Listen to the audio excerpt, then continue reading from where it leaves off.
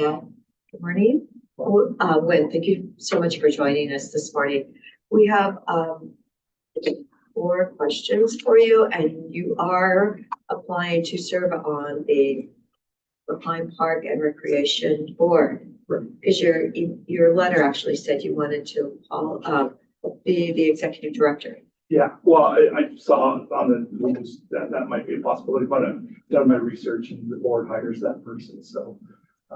Whether it can be a board member, and then obviously they can't be a board member if they choose to do that, if the board decides to do that or whatever. So as the board's put together, they'll figure out the next steps. Okay. Because I don't think there's much any other answers than that at this point. So I'll ask the question, and you can maybe repeat some of that. The first question is, please tell us why you're interested in serving on the Lapine Park and Rec Board. I've been involved in youth sports. I've been a sports person in my childhood, two-sport athlete in college.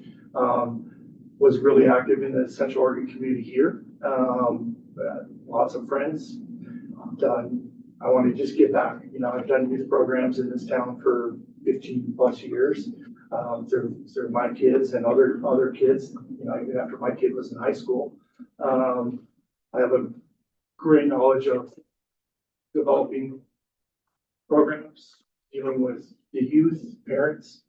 And I live in Lapine now. We moved out of Bend 2 years ago, and I have no problem giving back to that community. I have the time. I think I'd be a pretty good fit for getting involved in the community down there. Thank you so much. Mr. Dubois, do you want to ask number two? Sure. Please share any relevant professional or personal experience that you believe would benefit in the district.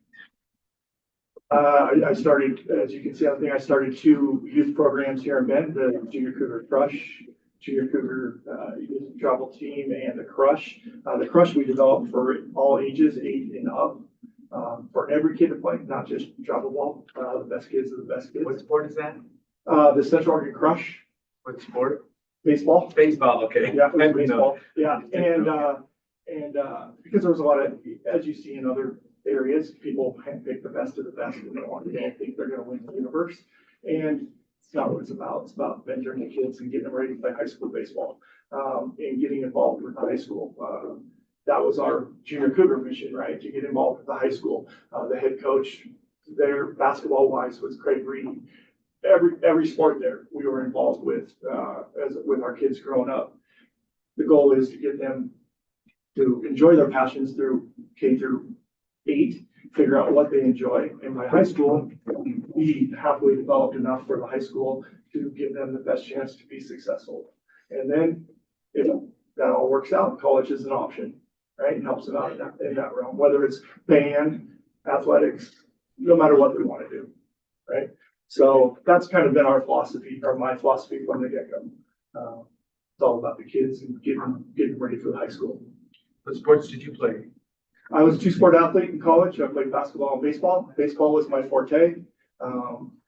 Ended up the basketball. They told me after I twisted my ankle that my baseball coach said, "Nope, no more basketball for you." So, yeah, played baseball at a pretty high level.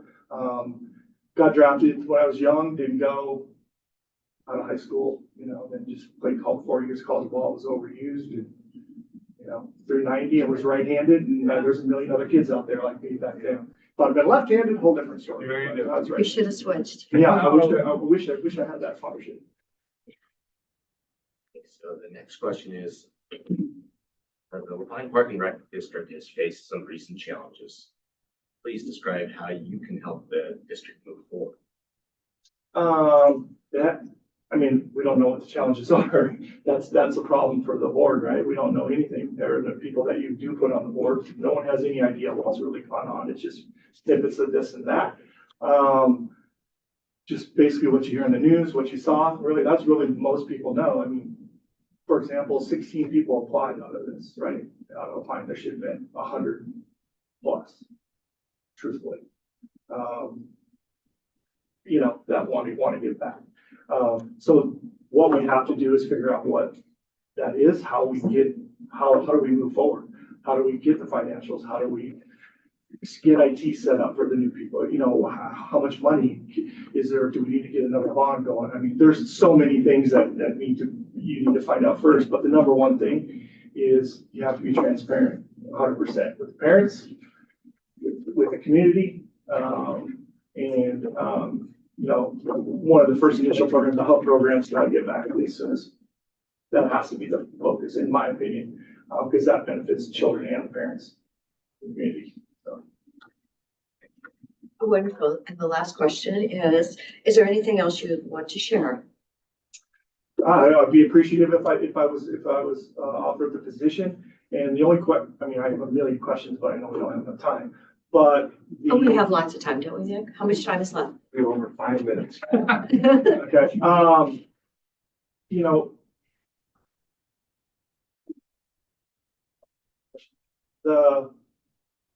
when you do get the board, who has access to the building? How are you going to get in? What do you guys expect with the new board going forward? How soon? You know, we don't even know financially what's there. We don't know anything. People are owed money, not owed money. You know, that has to be resolved if that is out there. All that sort of stuff. And if the board, when the board's made, whoever you do choose, can the board, this would be my ask for me if I was on the board, can we have the rest of the people that didn't make it? Because I have a feeling your first 5, there are going to be some people that it's going to be a little overwhelming for. And I don't think they're gonna hold out. This isn't a once a week, let's meet for an hour. At least I don't see how that could be possible. It's gonna take a while. If there's nobody in place, no maintenance, no staff, there's nobody. If there are some pieces in place, that's a different story then, but I don't know that answer. All 5 will run for office in May this next year. So that'll be appointments. So there'll be a community process for whoever's on the board, whoever wants to be on the board. So that'll be coming up. The facilities are in pretty good order, right? Basically, you know, the buildings, the land, the fields, everything's in pretty good order. I think it does trace back to just finances, you know, want to do more with resources than. Correct.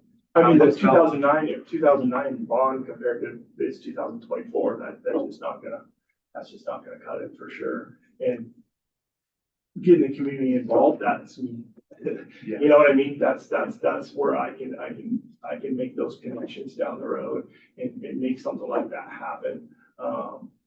Because it needs to happen. I mean, or they have to pay for it. I mean, you can't have a park and rec without the board or the reason, you know, the Pine Park and Rec, and you can't have it without the families. So there has to be a happy medium there where it's affordable for them and profitable, which for the Park and Rec, right? So we can continue to build and grow. Well, Pine's not going to shrink them ever. If people are going to continue to move down there out of Bend. Homes are getting built all the time down there, little by little. So that's going to continue to happen. So there has to be the availability to grow. But there has been tremendous growth. This was done in 2009 at 30 cents per thousand. So someone really just needs to get their arms around the finances, you know, without the growth. So there has to be more revenue in the fund than there were, you know, 15 years ago. Yeah, but things are also way more expensive. I mean, you do factor in inflation, 3% COLA. You know, if you put 3% on top of that every year, you start doing the math. They're sitting $1.5 million. You know, there's a lot more money there, $300-some thousand at $5 or whatever it is a person. That's a huge difference, right? They don't need to be, as I consider the Bend Park and Rec, the richest park and rec in the state of Oregon. They don't need to be that, but they need to be able to function at a decent clip, along with grant money and everything else that you're out there trying to do. You're not trying to have the best things since sliced bread, but we got to offer a compatible option for the parents, whether it's athletically, programs, hub, across the board. They can't use the gyms. I mean, they don't have the money to use the gyms in middle school. And the tax office peer will know exactly how much property tax on it Yeah, year by year is going to the. Last year was 350, this year is 368, so it's gone up 18,000, and then, it'll go up, it'll accelerate here in the near future Yeah. because of the city of Lapine construction. But it's a large district from about Thousand Trails, South Century Drive, all the way down County Line. And what, I just had a good question. When does that pay out for? About a month. Oh, so that at the end of November tax time, that's when they receive their funds. Bunch of, many, people will receive their bills very soon. Yeah. And many of them will pay in November. I think they were mailed out this week. Yeah, my wife was 20 years as a commercial appraiser over here, so. There you go. Yeah, she knows this time of year. Yes, people are already paying Yeah. their property tax bills. Yeah. So, I mean, if that's enough, 350 is enough, I mean, I do they have too many programs? They need to scale back. I mean, all that needs to be About- looked at from top to bottom to see where the money is best used, right? That you do have. Great. Thank you very much for joining us. No Sorry, it's a problem. quick turnaround, but that's the idea, is to All get right. folks in that spot. Sounds good. Well, I appreciate your guys' time. Thank you very much. And, thanks for stepping in and obviously doing your part in this deal. I'm sure Nice you to have meet other you. things you'd rather be doing than this, but. No, this is really It important needs for to our get, it needs to get taken care of for a lot of people down there, so. And even the people that aren't as interested as the group of probably 50 or 60 people that this is a major issue too, right? Eventually it'll affect everybody. Thank you so much. Yep, Thank you. Thank you very much. Thank you. Yes, have a great day. Good morning, Carlos. Good morning, how are you? Good, Good good. morning, Thanks for Commissioners. driving in. Thank you. Nice to see you. You too. So, okay, wow. Open process, right? Transparency and all that. Yes. Welcome, and I will ask you the first question. Okay. Thank you so much for applying. We appreciate it. Please tell us why you're interested in serving on the Lapine Park and Rec Board. Well, I really appreciate, the community and I'm looking forward to the growth that's there, that's coming, that has been coming. I've been involved with the various communities, since 2015, with the community from where I go to versus here. As you can see, the letter I wrote in, on the different boards I've sat on and been part of. I'm also the vice chair for the foundation, so I have a pretty good feel of the pulse of the community, what's going on there. And, we're growing. We're growing exponentially. We had the biggest growth rate in 2003 in the entire state of Oregon, but we are also, our poverty level in Lapine is also more than the entire state. So there's that to take of. So like I said, I really appreciate what I'm doing there currently. And I just want to continue keeping a positive attitude and connections with the community as we grow. Thank you so much. So please share any relevant professional personal experience that you believe would benefit the district. And you're the current president of Pickleball? Yes, I am president. We just went to a 501c3. I wrote the bylaws and our MOU. That was one of the last boards act was to approve our MOU that I wrote up for them. And what, oh, yes. Just your experience. Yeah. The Chamber of Commerce in Kaiser, I was on that board. And then for a year, then I got promoted, I became the race director, then I got promoted to became the treasurer. We were part of the 11 people that, would put on the entire, once a year parade where we shut down the town for Thursday through Sunday. It's a lot bigger town, 40,000 people versus 2,500, but have a lot of experience with that and using the community and helping the community come together for different events, things to help us prosper.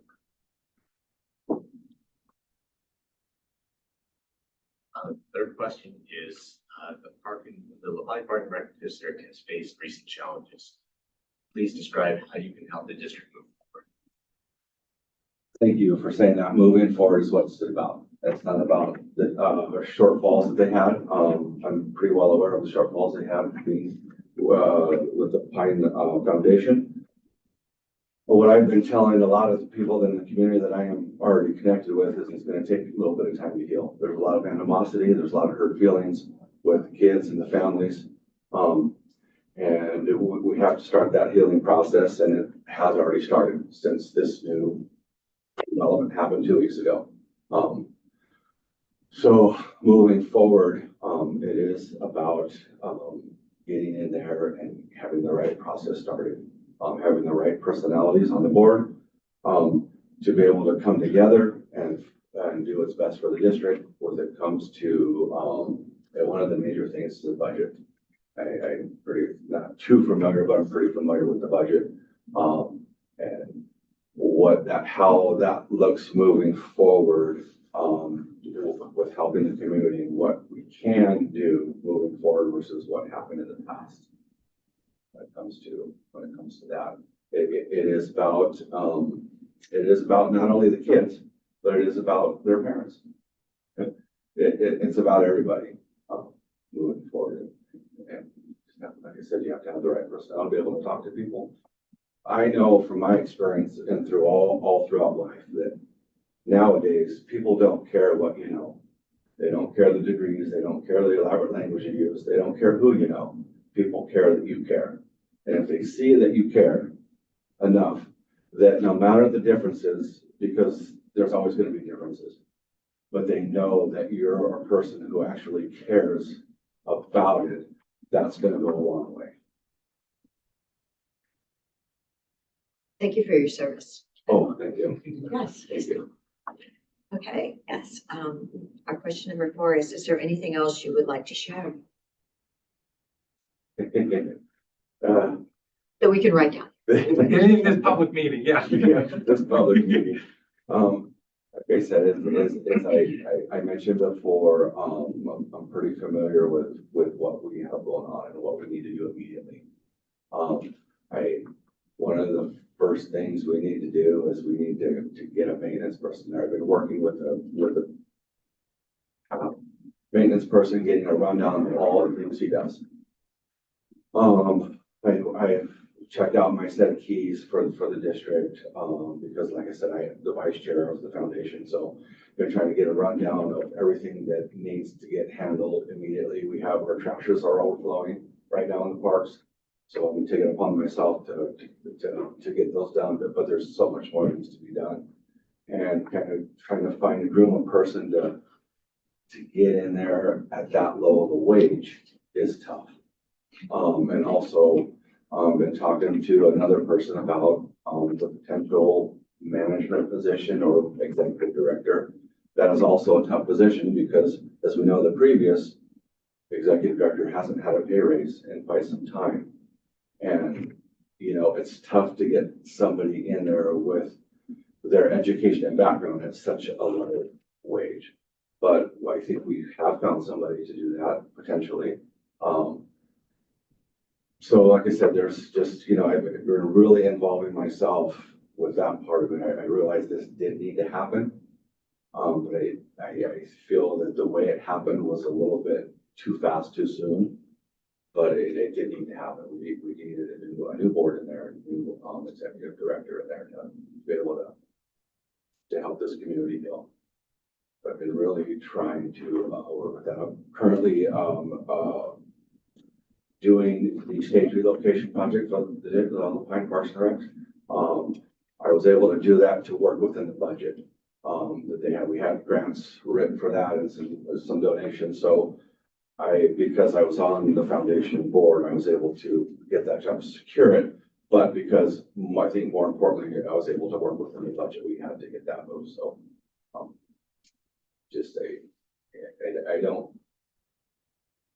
I enjoy working with the community, and that's just part of my MO.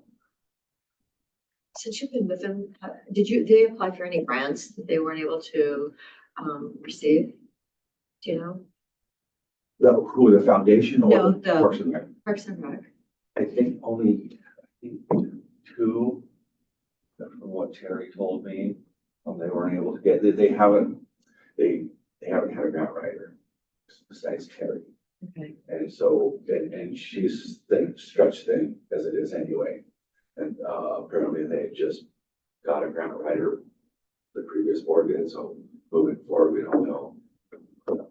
There's a few that got turned down. No, just, Sure. yes. I think there was $3,000 from the Deschutes County Arts and Culture Grant, went through the arts grant process and came back before moving the stage. So Oh, yeah, we kind of indirectly provided money for that already. Good. So. good. Yeah, I'm, like I said, I'm right in the middle of it right now. As soon as I'm done here, I'm gonna go pick up a big lift, Here you go. take it down, and then, at the end of the week, I should have a pretty huge, big boom lift to pick that stage up and move it 40 feet. And then reassemble it. So, any thoughts? I mean, so what we've seen is this trend of breaking off 501c3s because we need to protect our interests. How can we bring everybody back together? And, you know, as a community member down there, I was on this park board years ago, and it is such a shame. We're like, well, you know, this program is the most important. I don't trust you guys, so I'm going to go spin off my own 501c3. And I'm not judging. I'm just saying I've seen it all over the place. Sure.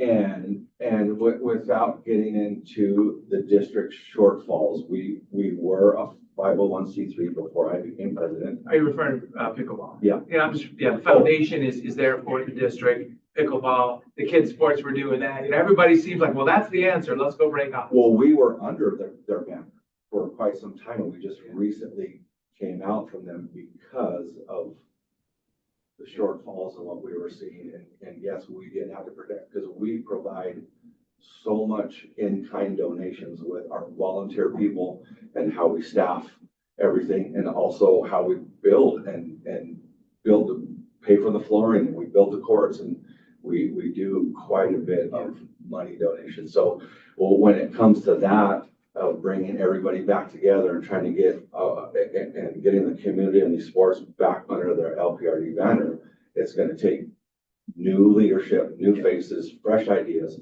You had the same people kicking the same ball around, getting the same ideas for so long, and the complacency was evident. And now this starts the new process, and like I said, you have to have new people, new ideas, be able to, and the community sees this, and so they're gonna start opening up their wallets. I sat in on a lot of board meetings, and I told the whole previous board, I said, nobody knows what you do. Nobody knows what's going on.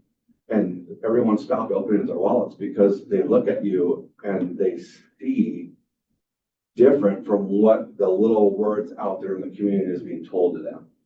And that's why they're not opening up their wallets anymore. There you go. But I think it boils down to insurance, you know, for especially, you know, the kids programs or any activities. If we can bring stuff under a common umbrella, I think it'll be more cost effective for everybody instead of splitting off and getting your own insurance for every little thing. It is. Yeah. And that's, yeah, that would be one of the biggest things to do is before the insurance thing. Thank you. Definitely insurance. Thank you so much, Carlos. Thank you. Thank you. Thank you for coming in. Yep. You guys have a good day. Yes, you too. I believe our next person is on Zoom. We do a couple minutes until 8:30, and I Oh. prefer right to do the full 15 minutes. I thought initially it was kind of 10 minutes Yeah. and then 5 minutes, 10 minutes, 5 minutes, but you can, of course, the 11 minutes is more of a warning that you're getting close and Yes. it's hard to stop. So 11 is We have a number of applicants, we do. 16. 16, and then do we know when decision will be made? This afternoon. Our 1 o'clock meeting, so we're gonna reconvene at 1, and that's our agenda item, 1 o'clock meeting. We gotta pick the applicant Yes, and Well, announce. that's the Fine. goal, that's the goal. I'm just asking, just, you know, and then announce the applicant. the 5 people that we The five select. for the board, Yes. 5 of 16, okay. And then we can tell the world that anyone who wants to apply, they can apply next March, and the election will be in May. There'll be different terms. What is it, 2 or 3 years? Different terms you can 2 and say, 4. 2 or 4. I So- need something that again. There are, People will be able to file to run for the offices in March next year. Right, there were vacancies selling, correct? right, we're vacancy only until next May when they're actually, the new board will be elected by the community Right, and we'll- and not us. right. Thank you. Yes, So Ed Murrah and Sheriff Bauman, I may not have their resumes. Okay, I'll make sure you Yeah, get we it. have, yeah. Here's Just looking at my stack. Stephanie's doing. Yeah, and you have, so is Stephanie, did you see her yet? she is here now. Okay, okay, good. Choice chair, if you wish to start a minute or two early, and that clock is a minute or two early, but that's okay, sure. Whatever Okay, you prefer. we can go ahead, as long as Stephanie's available. Good morning, Stephanie. Thank you so much for joining us. Can you hear us okay? No. Hello? Can you guys hear me? Yes, we can now. Thank you. Good morning. Morning, Stephanie, Patty Adair here, and thank you so much for joining us to apply for this board. And our first question is, please tell us why you're interested in serving on the Lapine Park and Rec Board. Yeah, well, I'm interested because one, this is where I grew up, and so the Lapine community is just really valuable and important to me. And then also, I'm a mother. And Lapine Parks and Rec obviously has a big focus on the youth in the community, and I just want to continue to help that grow. Great. Okay, Commissioner DeBonne? So please share any relevant professional or personal experiences that you believe would benefit the district. Well, so I have been working in the Lapine community for the majority of my adult life. And then, so I'm connected with people all the way around. I have relationships with the businesses also in our community, which I think will also benefit the Lapine Parks and Rec district. And then in a professional capacity, I've worked in customer service. I have also been in my current role in student government in a professional capacity, I am the vice president, and one of those roles is hiring, training, de-escalation, conflict management, and those types of skills, which are all courses and leadership skills that I've had to put into place since I started in that role.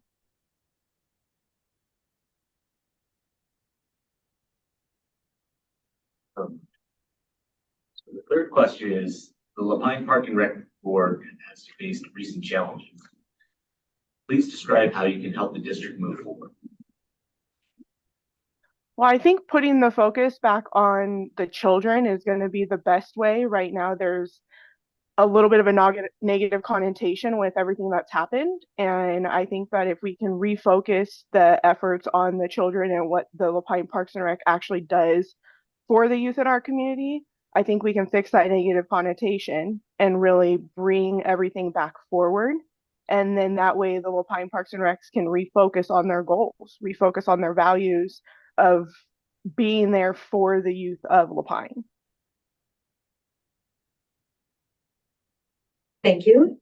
And then the fourth question, the last question I have, is there anything else you want to share?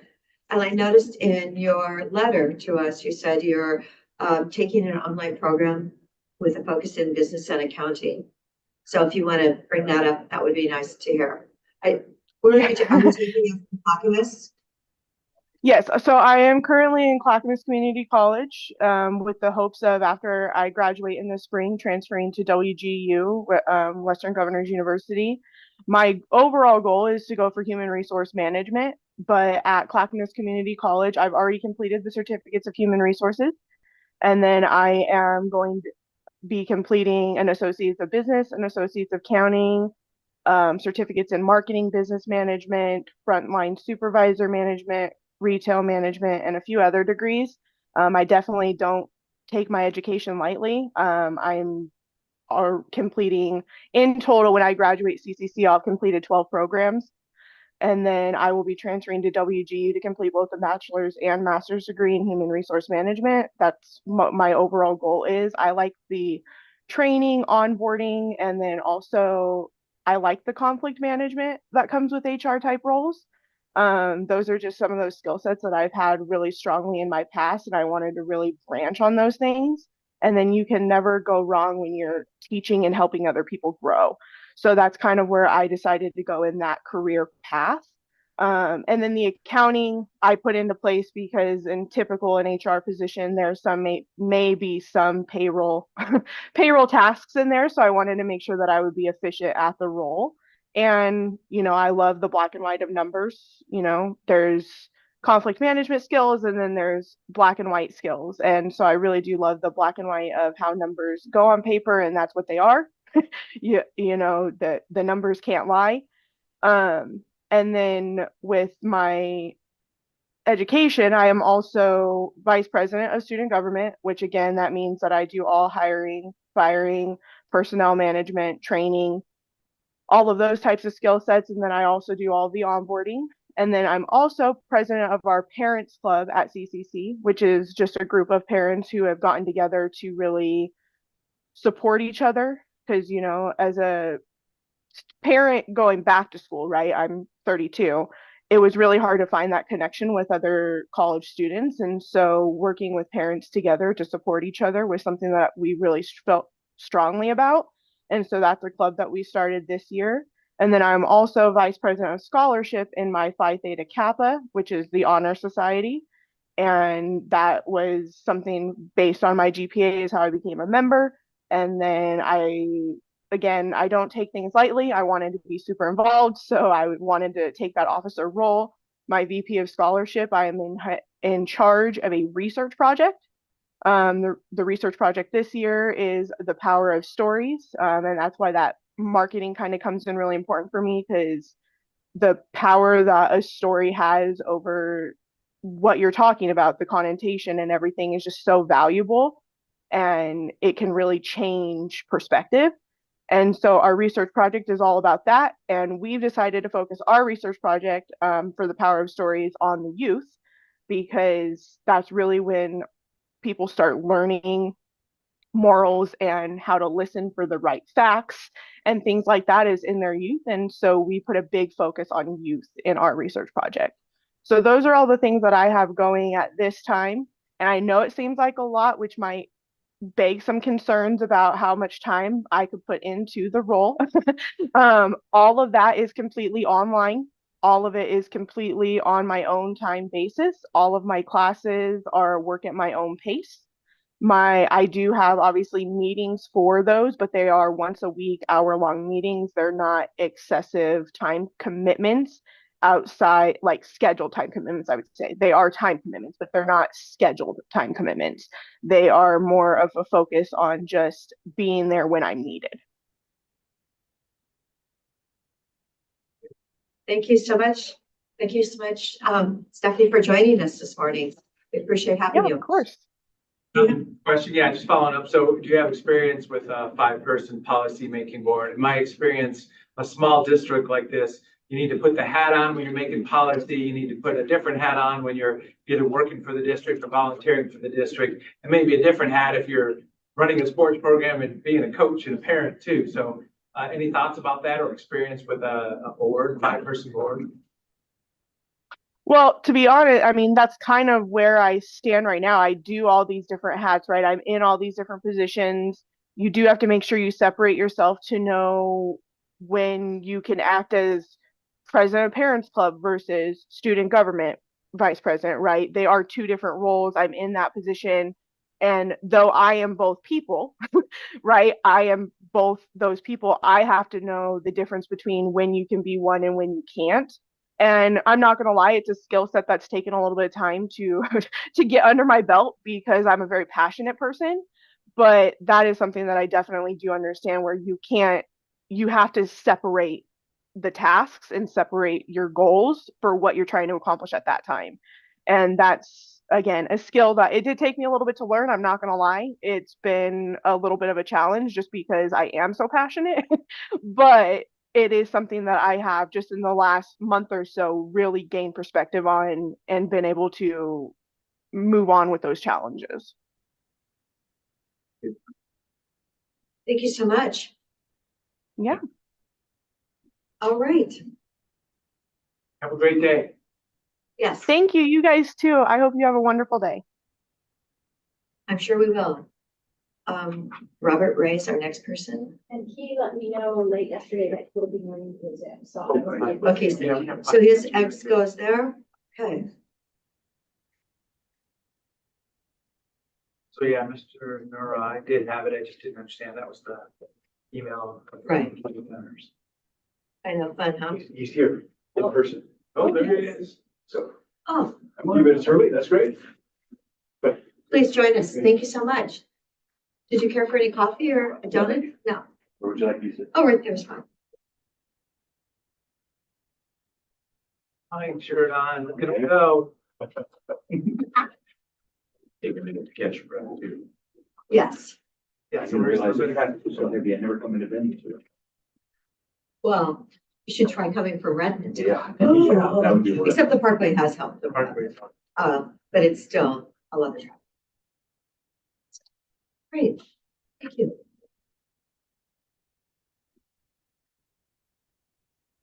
Thank you for joining us in person too.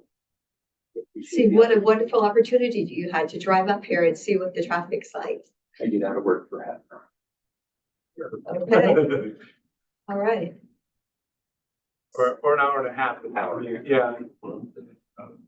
Oh my gosh.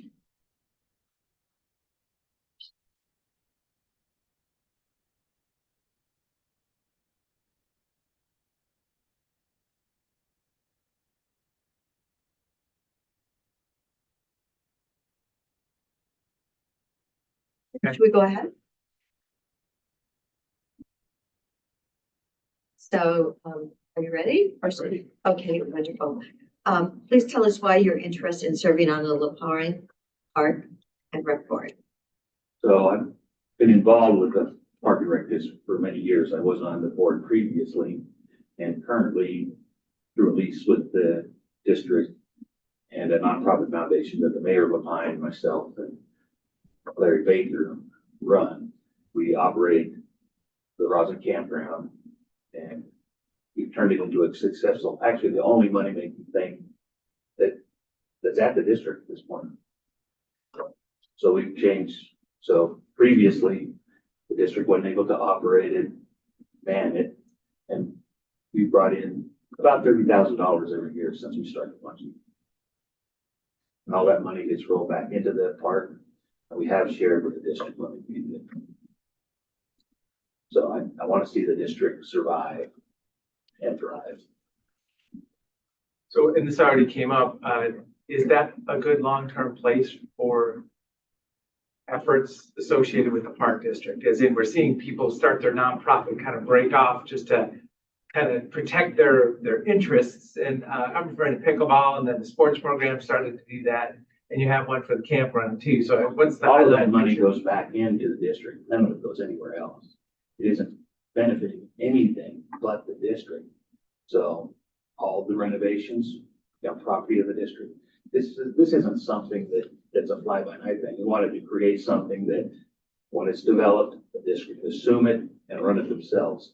But they haven't been able to with the manpower they've had. Well, yeah, and I was referring to the big picture. What's the future? That's exactly what I was going to ask about. So once the district becomes able to man that campground, I think that they should take it over. So we've been using it just as an event generator. So we created Oktoberfest, which was very successful for the campground, turned it over to the Lions Club, and they had to fall with it. So we've taken it back this year and do it. Next year we'll do it. I'm sure that we'll make a lot of money next year as we did when we first started it. So we've got canoes purchased. We moved the cabin there that used to be the Lapine Visitor Center, purchased a bus from CYC. Once the landing is done at Leona Park, we'll be able to carry, single people can come, drop their car off at Rosin, take the bus down to Leona, and then travel down the river. So it's a long-term project, but we're hoping that the park will eventually be able to assume it and we can step away. Is it say, and then other nonprofit spinoffs is really where I was going, because it seems like that was the MO, is for people to start a nonprofit to protect their effort. And, as I say, pickleball, and then youth sports was doing it. Is that? Well, I don't think that youth sports have any choice. And pickleball, they're still contributing So their MOU with the district now, they give them $10,000 a year for the use of the facilities. So they're spinning off. Was it a bad thing? I don't think so. $10,000 to the district is $10,000. So second question is me, sorry. Can you share any relevant professional or personal experiences that you believe would benefit the district? Well, I think that all of the boards that I've been on speak for themselves. So I was chair of the CAG, which was successful in introducing Nick to me. Yeah. So, and bringing that measure to the voters and working on the DEQ steering committee. And then my previous experience with the park board itself when I was on the park board and my experience with Rawson Campground. Nothing I've done is detrimental to the district at this point, and I want to see the district succeed.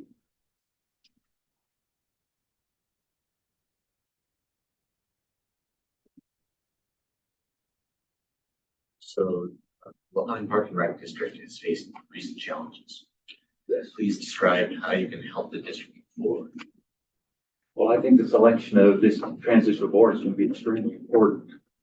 So, but let me just bring this up. The voice of a commissioner is very powerful. So since 2017, I've developed relationships with two individuals, one from Sun River and one from a Pioneer, who wish to remain anonymous. One of them gives me the prize money for the Fairy House and Garden Art Tour, which is an installation art event that occurs at the campground. So he's giving me about $12,000 over that period of time. The other donor, a couple in La Pine, have given $27,000 to date, and I had a $2,000 check on the Friday before their resignation. So I make a deposit on Monday for my store, so I was just going to deposit on Monday. I received a call on Monday, and he asked me if I could deposit a check and not to destroy the check. And when I asked him why, he said that Commissioner DePaul had talked to board members and talked about Gary Gordon and Karen Miller and how he didn't think they were doing a good job, and he didn't want me to cash that check. So I lost that.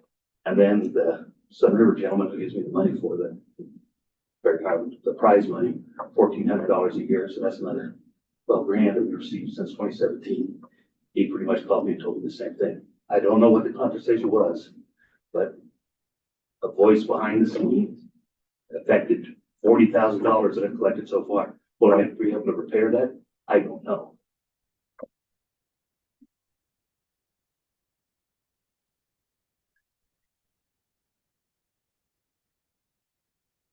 I have the last question. Is there anything else you would want to share this morning? I want the district to succeed. It's going to be extremely difficult. So they'll be getting their $300,000 check from tax money. We actually looked it up. It's 368,000. Oh, well, that's good. Yes. With what they owe now, a $48,000 mortgage payment, $80,000 in the loan to carry their money that used to carry them over, $20,000 on bills they have now, the $17,000 insurance payment coming up. It cuts the $300,000 in half. So it's going to have to be extremely tight. They're not going to be able to afford to hire a director. What they're going to have to do is hire a facility manager. That's how you see it then. That's how I see it going. Right. They're not going to be able to hire a director right now. They're going to have to hire a facility manager and have somebody handle facilities and rent out the space, do the sports programs for pickleball and the other leases that they have with their office space.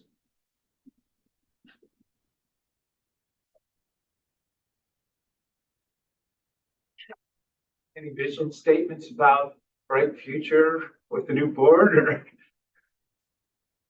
We can only go up from here. Yeah, there you go. So it's going to be very difficult. I think it's going to have to be people who have a proven record of being able to accomplish their mission. I think I've proven that with the boards that I've been on. And whether I'm selected or not, since I'm still on the Lehigh Park and Rec Foundation and the Rawson Campground Foundation, I'll continue to support the board, whether I'm on it or not. You described that we have the tight finances, the inability to hire an executive director right now. At this time. Do you picture the board or someone else absorbing basically the duties of the executive I director? think that the board is gonna have to be able to assume some of those duties. So they're gonna definitely need to hire a maintenance person and a facilities manager. So those are the two things they're gonna have to hire. It's $10,000 a month to run, to cover the buildings, the rent, the water, the janitors, the maintenance, lawn maintenance, at $10,000. So if we were working on that $300,000 that they came in with, that would be $170,000 that they had to play with. 120 of it would have been spent on monthly expenses. So $50,000 is not a lot to hire even a janitor.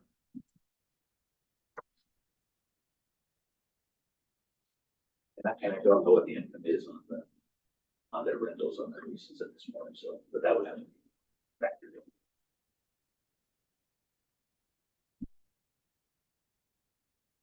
So, is there anything else? So I appreciate you driving in this morning. I appreciate the opportunity. Yeah, thank you. Thank you so much.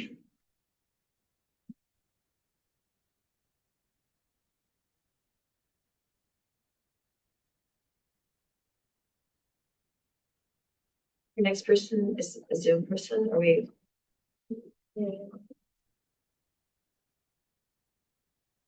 Running about 10 minutes ahead of schedule right now, just so you're aware. okay, so can we run to the restroom room? And there's. There's donuts. Donut. And I misspoke. I spoke to a lot of people yesterday. So it was Tomlin who actually will be via Zoom instead of in person. Well, thanks for putting that schedule together. I'm sure that was quite a rush of Oh, activity. she was having a fall. Oh, wow, that's great. And a lot of people were flexible, so. That's nice. It's like. Good. Good.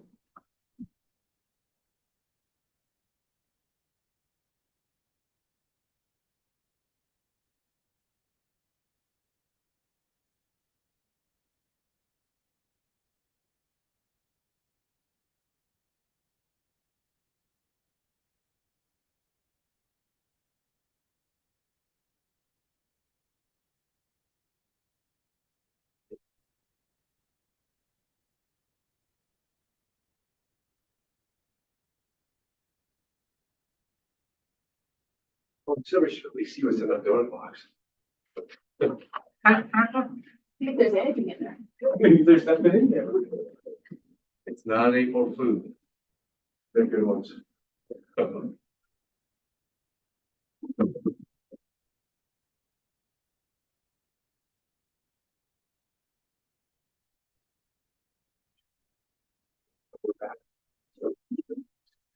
Minutes. So this is live streaming and is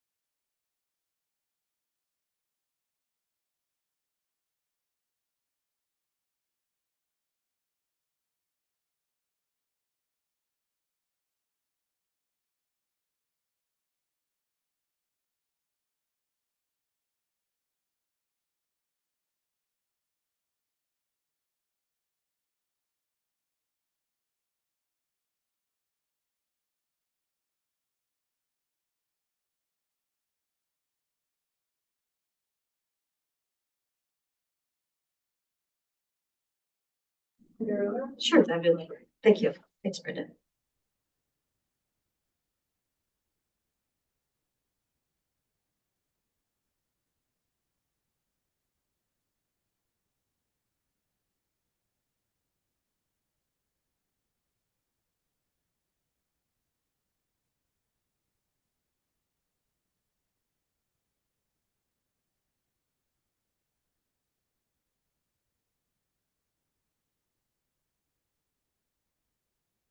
Except it's a moment.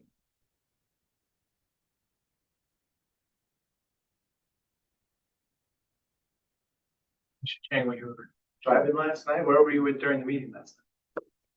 I was in Arch Cave, Where's that? Arch Cove, and then Yeah, I so you drove drove late till last night, yeah. after midnight to get home. Okay, thanks for the commitment. Since I was gonna spend the entire day today on Zoom, I figured I might as well just Yeah. come home. But that was a long drive last night, yeah.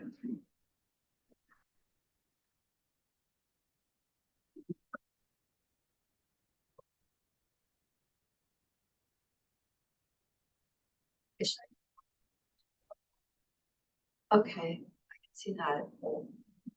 That she's due. There we go.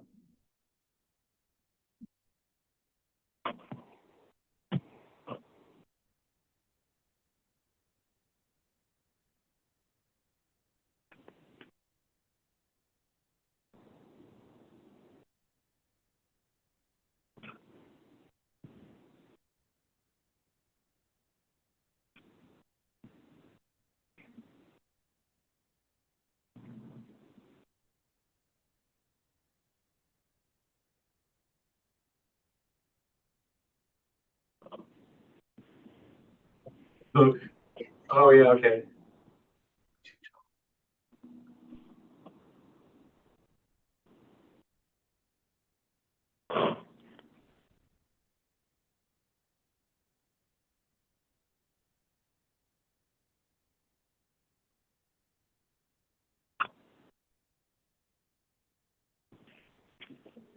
Morning. Oh, good. Good.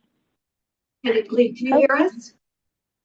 I can hear you. I cannot see you, but I don't know if that's normal or not. Well, with There we technology, it's always normal that it's never quite, it's always a little strange. Yeah. Anyway, thank you so much for joining us on Zoom. Love reading your letter, and I'm Patty Darren. I'll have the first question for you. Please tell us why you're interested on serving on the Lapine Park and Rec Board. Yes. So I am interested to help promote culture in Lapine. I have been here, and when I first moved here, the Parks and Rec was definitely a place that was talked positive about, and it was a good place for our kids. I obviously don't know all that's going on, but I would love to be able to help get it back into a place that is talked positive about, and a place for community and sports and community events, and just really truly helping it get back to a healthy, happy place. Thank you so much. Please share any relevant professional or personal experiences that you believe would benefit the district. And good morning. Good morning. I think my personal experiences, I've spent my, entire working career in customer service, in medical, and the last few years has been in behavioral health. So I really think my best experience is working with people and listening and advocating and creating a sense of community. Truly, wherever I try and go is what I try to help with the community. Have you worked on a 5-person policy board at all, or any experience like that? I have never worked on a board. I've worked in different places that are ran by a board. So I worked at the Lapine Community Health Center for 8 years. And so I obviously don't know what goes behind the walls of that, but I did learn like how like policies are kind of put in place with the board, if that makes sense. Well, this is the stuff that happens out in the public. That's the public policy board. Public policy, yeah. And so no direct experience. What excites me about the public policy board is it's public. It's like let's see what the word is. I like to know what's going on. I like other people to know. I think it helps with integrity and keeping people honest. And so that does excite me. No experience, but the idea of it is exciting. Third question is, the Lapine Park and Rec District has faced recent challenges. Please describe how you can help the district move forward. Okay. I think I can help the district move forward by bringing, again, the sense of community. I pay very good attention to detail. So listening, seeking what's going on to help make it successful again, looking into what created the problem, how to fix the problem, and then moving on, to bring the community together.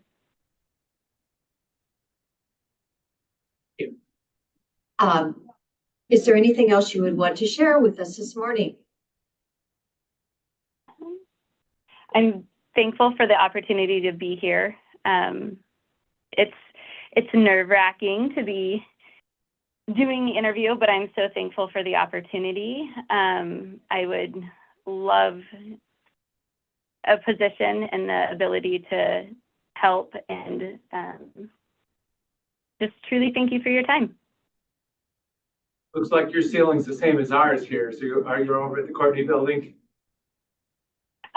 No, I'm actually down at the SoCo building. Yeah. Well, yeah, thanks for doing that. Well, so any vision statements about the programs, what is a park district foundation of what we should be serving the community, and, with the resources provided, what are the priorities? Any thoughts along those lines?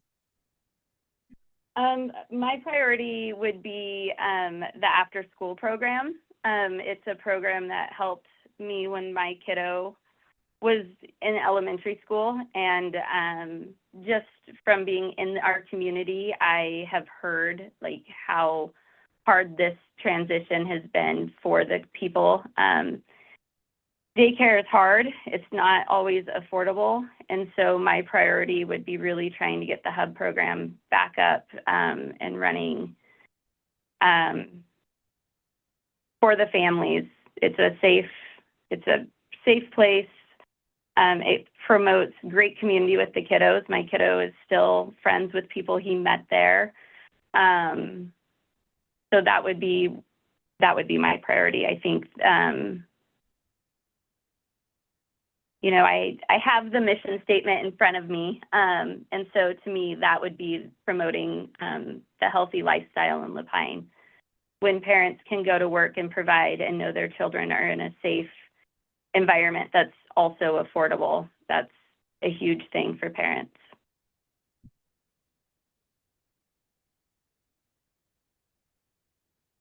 Well, any other thoughts you'd like to add this morning? No, I'm I guess just super excited for the opportunity if I'm selected. Great. I was wondering, if you did get selected, would you be interested in running for it again? Because these appointments are really till May, and you can file and run again. Yeah, and I am. I don't know what that would look like, but my understanding is 3 of the positions are for a 4-year term. 2 of the positions are for a 2-year. So that's exciting. The idea of, being selected by your community, I think that would be it would be an opportunity and something I would be interested in. Oh, thank you for those refreshing words this morning. And thank you for joining us, and have a really good day. Thank you so much. You too. You. Bye-bye.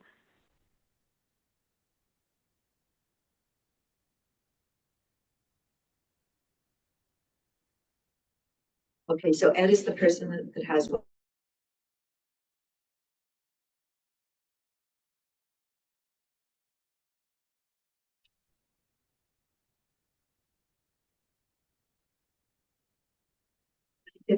So, we're just a few minutes early.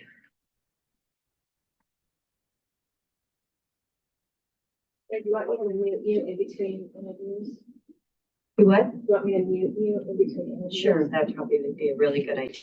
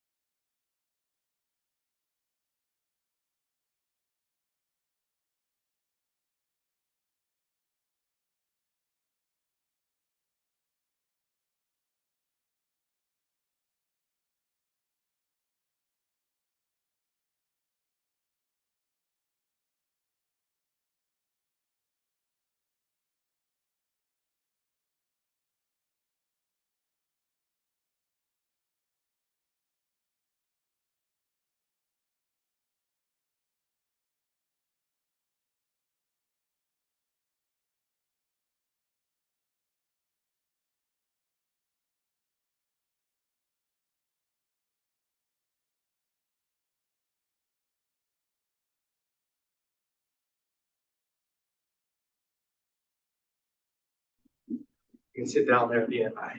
Thanks. You know how confusing it is out there. Yeah, either to pay taxes, make a vote, or be interviewed for the park district. Yeah, like A what lot of if, activity. yes, wonderful. Well, thank you for sitting down and joining us. Sure. Thank you for having me. I know you guys are busy. Well, this is very important, you know, I- childcare. I know nothing about Parks and Rec, Okay, well, except I know where the building is. I passed it a million times going to Ace. it's hard. And, Hey, me too. In the library. Okay. All right, well, we have a few questions for you this morning. Sure. Go ahead. All right, let me start. Please tell us why you're interested in serving on the Lapine Park and Rec Board. That's the first Well, question. I was thinking about that. I've been down here for 4 years. My parents have been here. When my dad retired, since 1978, so I'm familiar with not up here, but down there. And I've been fishing here longer than I want to tell you. And so, after I retired from the sheriff's office, Clackamas County, I was involved in volunteer things like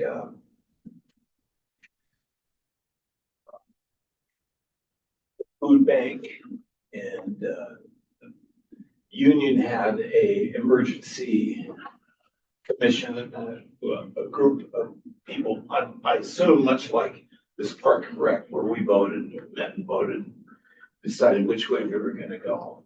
And so I've been just being kind of selfish the last 4 years and not done anything. And I saw this come up and thought, well, throw my name in the hat. When I worked at the sheriff's office, worked there for approximately 30 years. And, ran, at one time I was assigned the fleet and equipment and had a budget of about $1 million to buy cars with, things like that. I did that for 5 or 6 years. And, after I left the homicide team, I, was put in charge of the reserve organization, about 40 reserve deputies, and ran that for several years. So I have, and before my real life in police work, I ran supervised a manufacturing plant of about up to 100 people at times. So, and I thought maybe those things could help you guys out. The other thing is I went to dinner with 3 friends the other day, and cowboy dinner treat, of course, and one of them happened to mention Parks and Rec, and I don't pay any attention to that. I'm not on the what's really happening in LaPine thing and all that kind of stuff. And she was telling me that it's been kind of a mess, and I don't know what the mess is, but other than that, they all resigned for some reason, and the people were upset. I looked at the what's really happening in LaPine yesterday. I called her and said, "Hey, how did you?"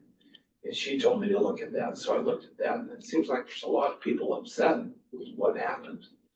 And I don't know what happened. I don't know why they're upset. There's just a lot of different opinions on there. I thought maybe I could help. So. Great, thank you so much.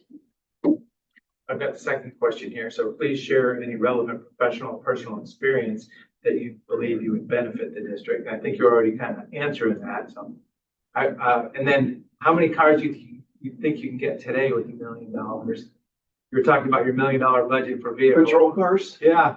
Patrol cars outfitted. Way. They were about 25, 30 grand outfitted and everything when I left. So, and I wasn't in charge of that when I left. We don't know to talk about that too much, but I'm just saying that escalation of prices is wild these days. Yeah. But yeah, so and you were already doing this, so personal and professional experience that would benefit the district. Have you worked in a 5-person kind of policy board? It sounds like you may have. The Emergency Services Board, yes. I gotta be honest with you, of course I wouldn't be in it. I was kind of disappointed in how slow things moved on that board. I wasn't disappointed with the policies or anything. It's just, if you had an idea, it took forever to get it through everybody, and we've got to talk to this person and that person, and so forth.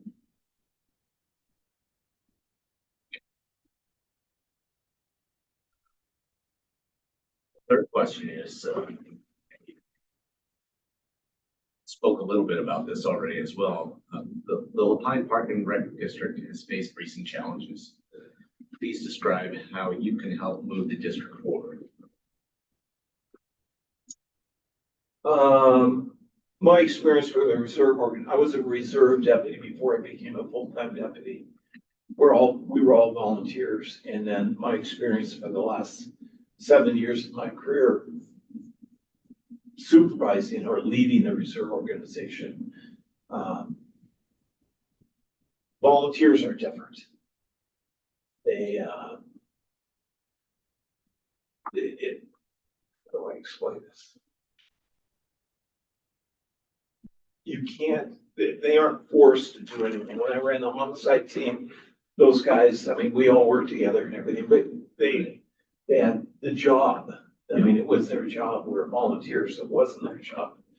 And I would have people, we were required to qualify a shoot once a month, and I'd have people that were afraid to go shoot once a month because they wouldn't make the qualification. You had to kind of cajole them into shooting. You know, it's just a different mindset, volunteers. So, and I had to work with them.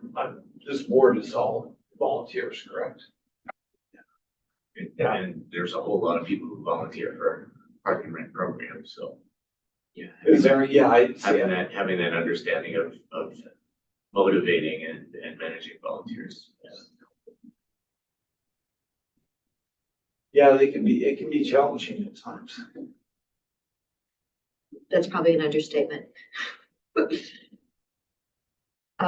Question number 4, is there anything else you would want to share with us this morning? No. Like I said, I don't have any experience with Park and Rec. Other than I'm interested in the kids, and I don't know how many, it said Parks and Rec. I don't know whether you got that part of I sent you guys, an application, but I hit the wrong button on my phone and you only got like half of it. This is all we got, yes. Yeah. And then I followed up with a couple more later, but I'm not, I used to be pretty computer savvy when I worked at the sheriff's office, but it's been 12 years. So. Well, any kind of vision statements about the community and, the growth in Lehigh? Do you live inside the city or outside the city? I live on Day Road outside the city. Yeah. I have 5 acres that I deal with. In fact, before I came in here, I was looking at the squirrels running around my place. Mm-hmm. So the cameras out there, but I like this area. I always have. It's beautiful. One thing I noticed, and I looked up Parks and Rec, and I didn't see any mention of a mission statement for that group. Is there one? Yeah, it's on there somewhere. Okay. Well, it's in adult and youth programs, recreation opportunities, facility rentals, concerts in the park. So there's all kinds of stuff can touch the park district over time. I saw the concert now, one concert in the park on the internet.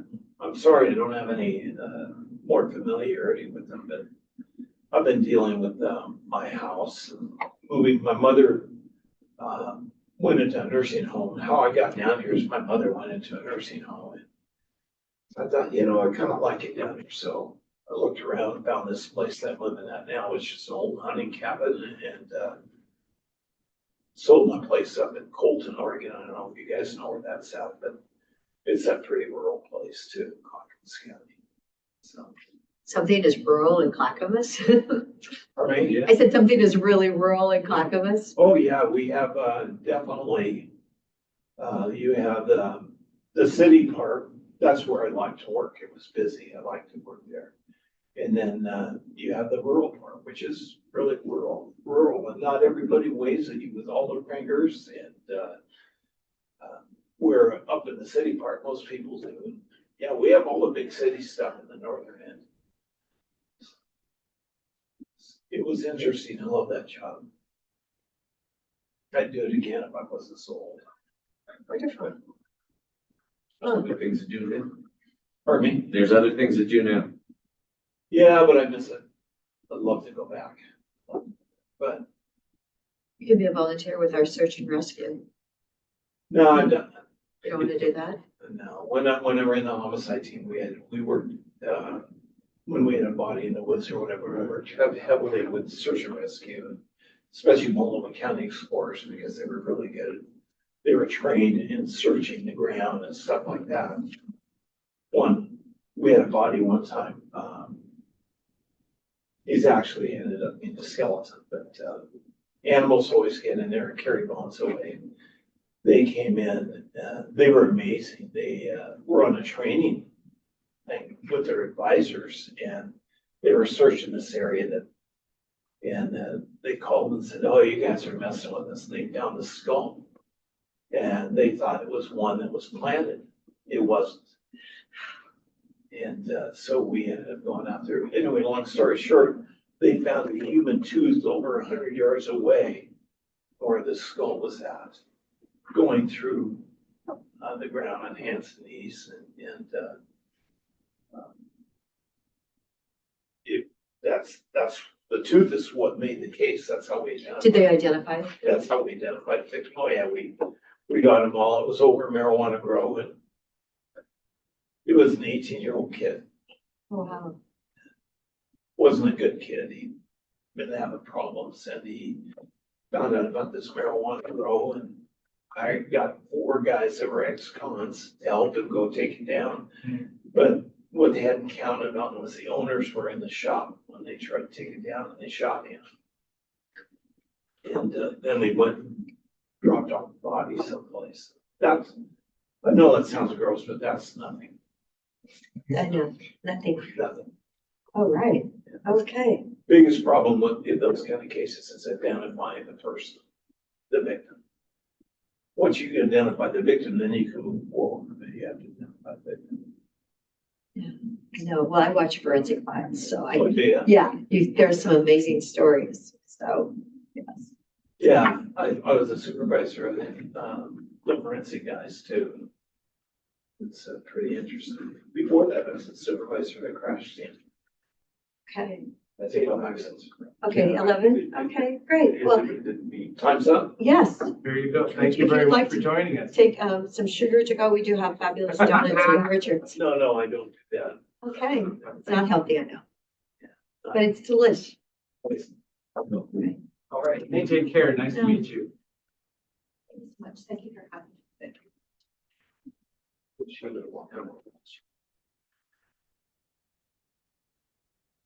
Okay.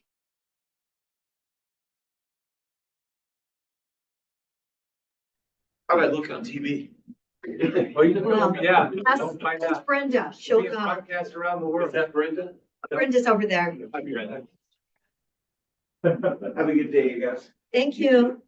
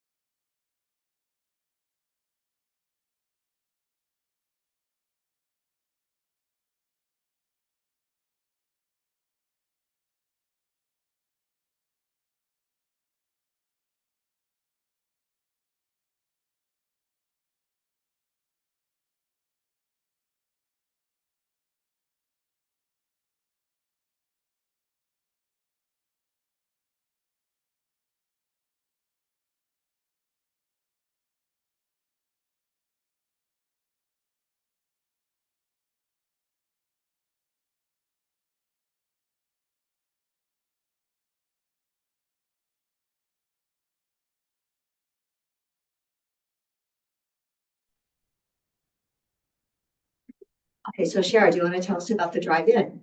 That's not a question. The drive-in, I work in Sun River, and so really my battle first thing in the morning is the carpool drop-off lane at my kid's school. So once you've mastered the drop-off lane, the rest of it is fine. I can only imagine. Yeah, I know. it's a thing. No, I mean, yeah, we could discuss that carpool and what they've done in Sisters, putting all the schools together in the same area. And I can only imagine that it's, Yeah, our kids are, drop off, don't stop in the drive lane, drop off over here, keep driving over here. okay, all right. Well, thank you for joining. And first question, official question is, please tell us why you're interested in serving on the LaPine Park and Rec Board. Well, I am just passionate about our community. And I think that I would love to just see our community come back together and rally around the Parks District. And as a parent of school-aged kids, and my parents and my mother-in-law live here, we've kind of got all generations here. in this community. And it's just, I feel like I have a lot to offer with my passion and enthusiasm for seeing our community rally and come back together and make this district the best it can be. Thank you. Thank you for those good words. So please share any relevant professional or personal experiences that you believe would benefit the district as a board member. Yeah, thank you. Well, I've never served on the board before. In my professional career as an escrow officer, I work with the public with their transactions, buyers and sellers, and I problem solve, and I work together with my team to make transactions seamless.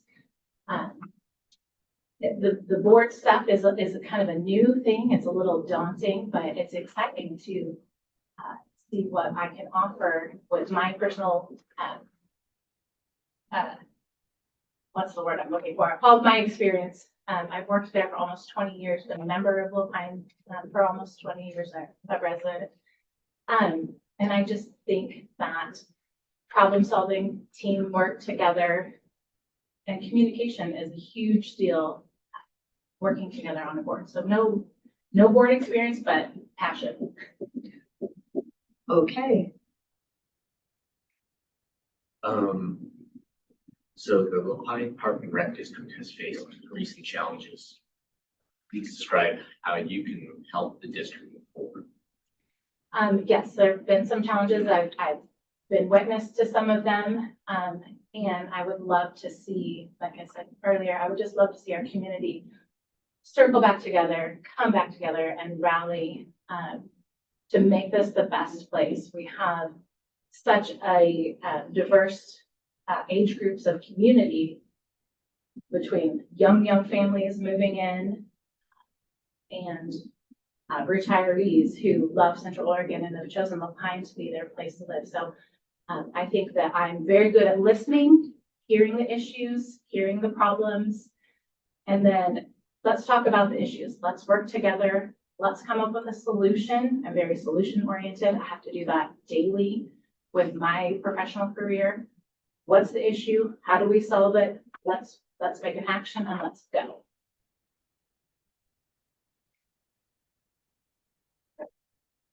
Okay, and last question, is there anything else you would like to share this morning? You know, I, in addition to volunteering with my kids and their various sports things, I also volunteer and teach in our kid ministry program at our church. And so I see this large need for young families in our community and things for the families to do. And I really just think Parks and Rec it's an amazing place.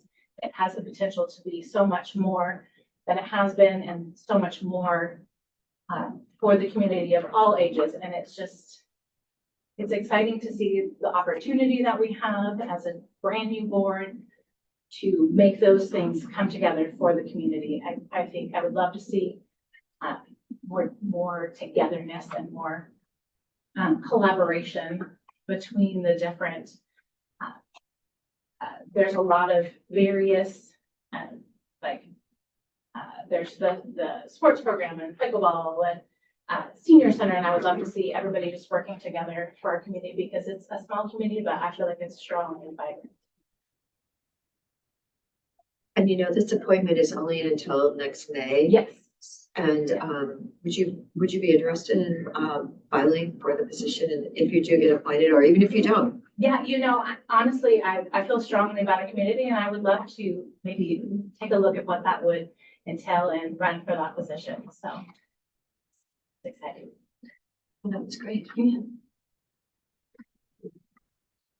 We love having you here. Thank you. No, it's a pleasure to be here. So a little bit more information, the Sisters Area Park District has 22% or 22 cents permanent rate with a 15 penny operation levy right now. Also, Redmond Area District is 37 cents. The Little Pine Park District is 30 cents. So it's right in there, except for the city of Bend. It's kind of parallel with the other ones. And the tax rate's coming in at $368,000 this year. I don't know if you knew any of that. I've heard those numbers, and at our son's flag football game. We got to have the opportunity to play Sisters and Madras in their flag football games this fall. And we were talking with some of the coaches, and they were saying their Sisters, as they were telling us the rate of the 30 cents. And I was like, I'm pretty sure that's what Lapines is. I feel like, if like, what are they doing there, and how can we model that? Or how can we take experience from them of what they've done with that money and make our community thrive, because they are thriving. The real estate in Sisters is a lot higher. Is it a lot higher? Oh, it is. Bigger. Yeah, their average sale is like 770,000. You're right. I mean, but it includes the outer area, so that could be a bit of the difference. But even though, Sure. you know, Lapine has grown tremendously since that was set up in 2009. Yeah. Yes, and that would be the thing, is working creatively with the money that you have coming in, applying for grants. I know there's the soda can donations. What are the creative ways that we can work together as a community to come up with solutions for the budget that we have? Got to take a hard look at the financial first. That's really the thing, and then hire, you know, an executive director and a bookkeeper and probably a maintenance person. And how can we work together and be creative? Because yes, there's not a lot of money that comes in, that tax revenue that comes in for the big grandiose plans that you may have, but we can be creative and we can work together. So, yes, thank you for bringing your financials. Sure, certainly, yeah, I mean, definitely, I yeah, absolutely. appreciate that. Yeah, I see those in my job, balancing money, balancing all of the funds and balancing the figures, problem solving, getting the transaction to closing. I think it's all relevant in a daily life, and working together with a board of people to really just improve this whole deal. Yeah. You kind of laid it out, you know, listening, hearing problems, discussing solutions, and then bringing people together. Can you give us an example of, you know, maybe not at this scale, but like in your work life or you know, somewhere in the community, of when you've done that? Well, daily, I do this, you know, with the transactions, in escrow, hear what people need, make a plan. Oh, we need to close early, or, oh, there's this issue with this. And working together with the lender, with the real estate agents, to really then get the transaction to closing. In my personal life, outside of work, I volunteer with all the kids' sports. I was the team parent, so I would coordinate the parents. We would do fundraisers. I would coordinate them with the things that wanted to be donated, make a big basket, and then present it so that it could be auctioned off. But yeah, I think. How about in like a crisis situation? I try to avoid crazy. Like high tension, Yes. yeah. Yeah, you know, there have been, in my professional life, there's been crisis situations where something, has gone awry. We deal a lot with fraud situations. And yeah, managing those, make the calls, call the people, call the agents, call the lender. Let's make a plan. Let's put the solution together. And really just, that's the only thing I'm focused on when there is a crisis at work. And those do happen in real estate world. We would like to think that they don't, but not everything is smooth and seamless, but sometimes those things happen. But really just being on the ball, calling everybody, okay, this is the best option. And then putting that plan into place, call the buyers, call the sellers, whatever needs to happen. Okay, you're very welcome. Are we good? Okay, about a minute and a half left. Okay, so we're, Wonderful. Well, thank you so much. no, thank you so much. Absolutely. It's my pleasure. You joined. Thanks for the Yeah. Thank you so much. Nice to meet you. Yes. Oh, sorry. Oh, like, at least I didn't flip out, right?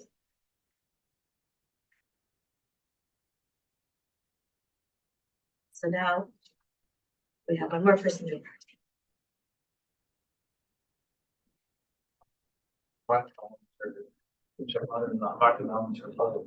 Oh, I figured it was the same, Yeah. there was a relationship.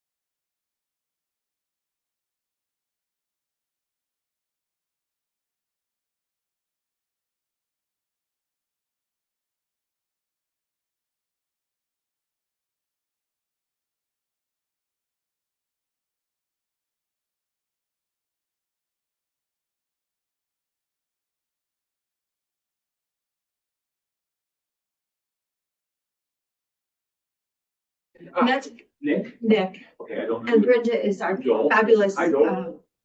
I think I talked to her about getting here. Yep. she's our fabulous extraordinary organizing.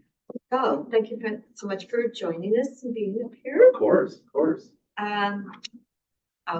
We'll ask the first question. Okay. Please tell us why you're interested in serving on the Lapine Park and Rec Board. I did serve on the park board for 9 years, about 10 years ago, I believe. I'm not sure on the exact time I left.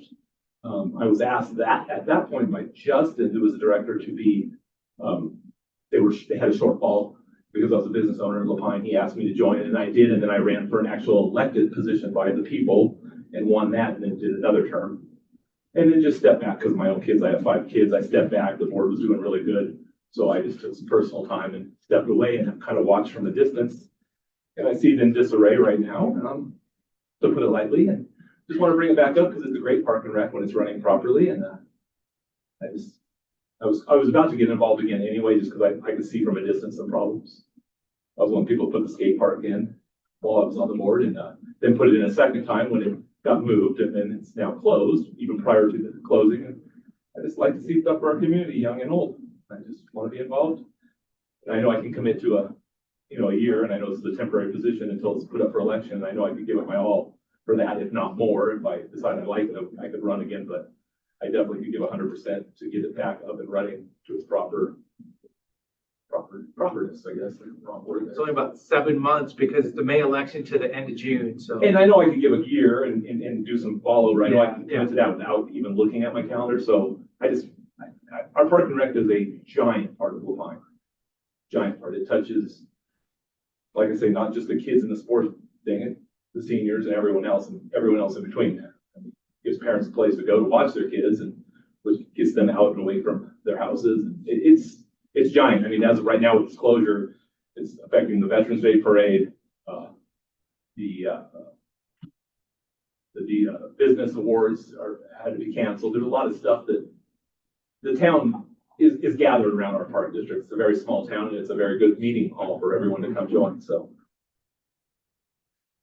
Second, Sorry, I'll ramble on, sorry. second question, and you kind of went right to it. So please share any relevant professional or personal experiences that you believe would benefit the district. I own 2 businesses in Lapine. I own the Harvest Depot and I also own Roslyn Coffee House along with my wife, of course. Getting ready to open up our 3rd business in Lapine. I have a lot of business sense, and I've been in restaurant business for 20 years, and the average lifespan of a restaurant is 13 months. So I'm obviously okay with money. I run a tight ship, and I've never had to get a loan or anything for any of my businesses. And when I was on park, we watched all the numbers, which I think is one of the problems, and realized it needs to be a business. It is a business, unfortunately, the park district. It's not just funded by the people. The district has to make its own money along with the money that comes in.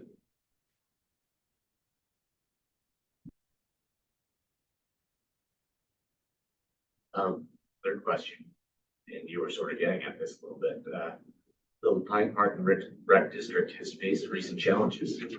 Please describe how you can help the district move forward.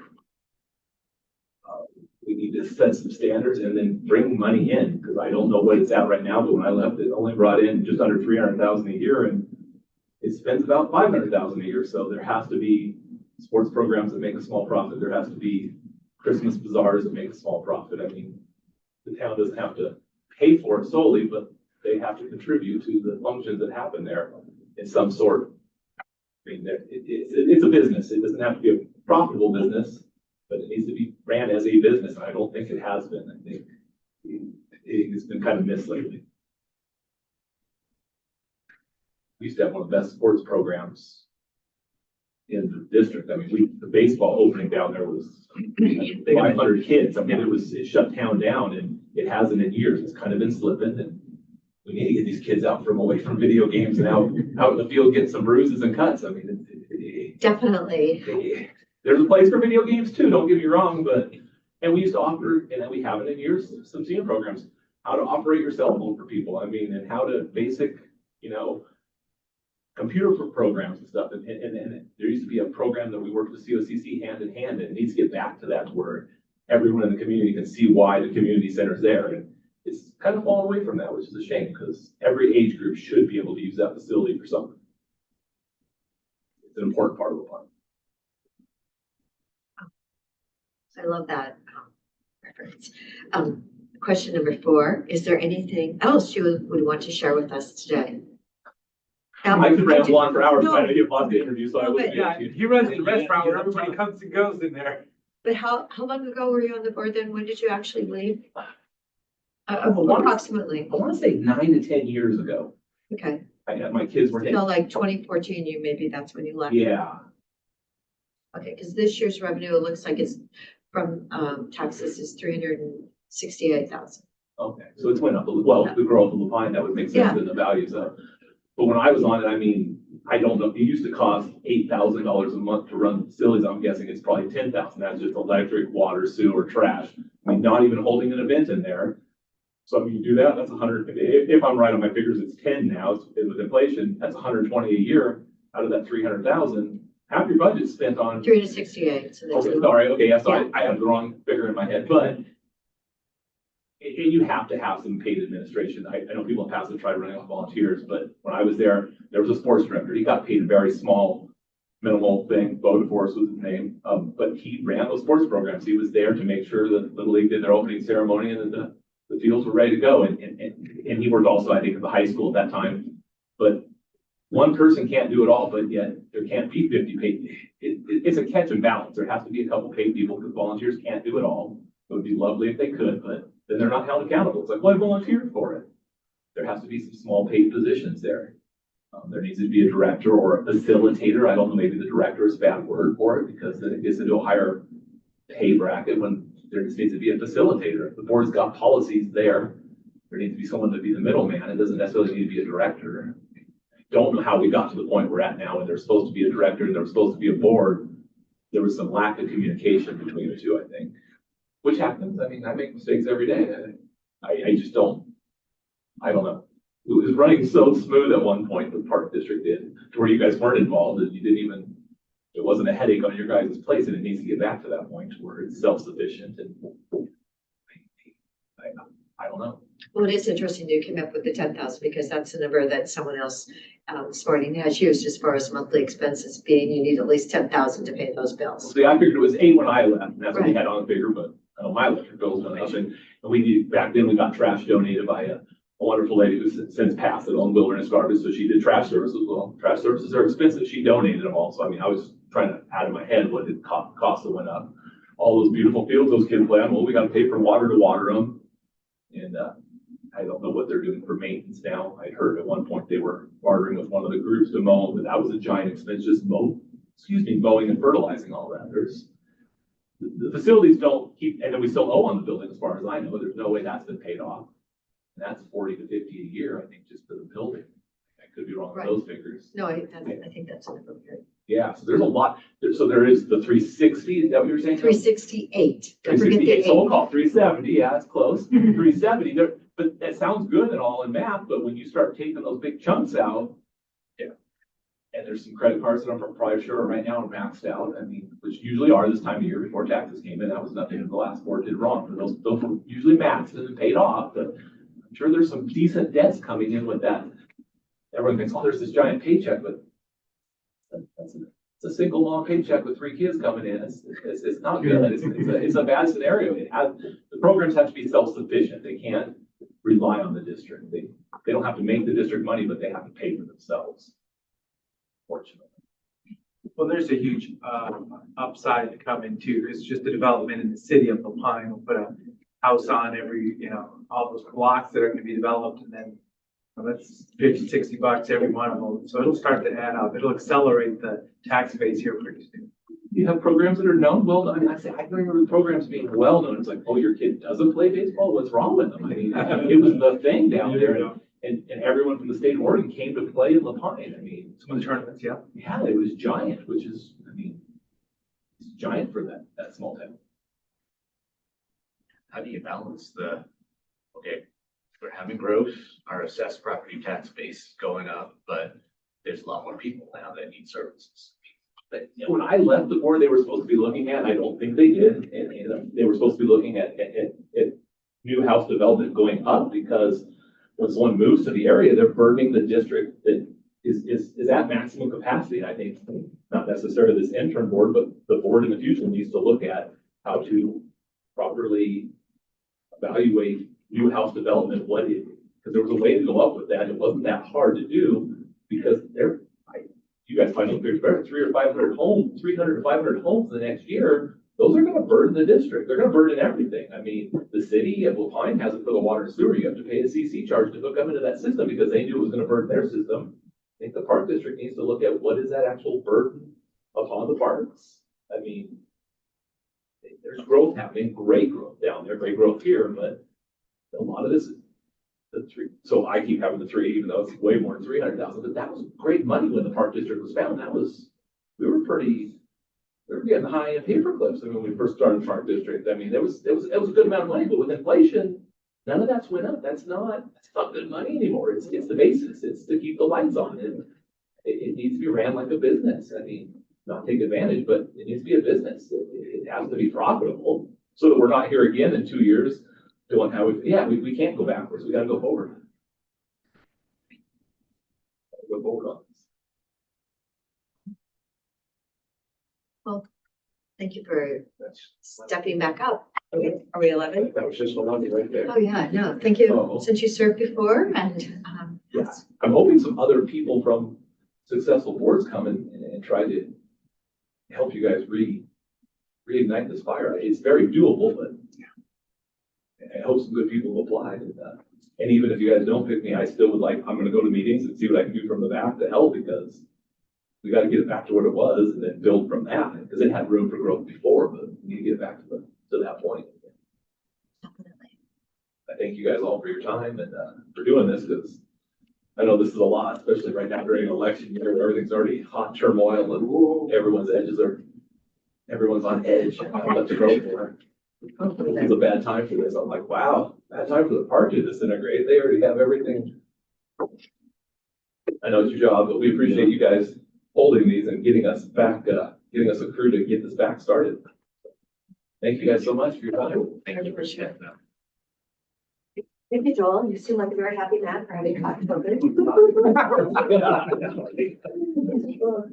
Ken's like kicking in quite a few too. Oh, that's good. Well, we love it. Take care. Thank you guys for your time.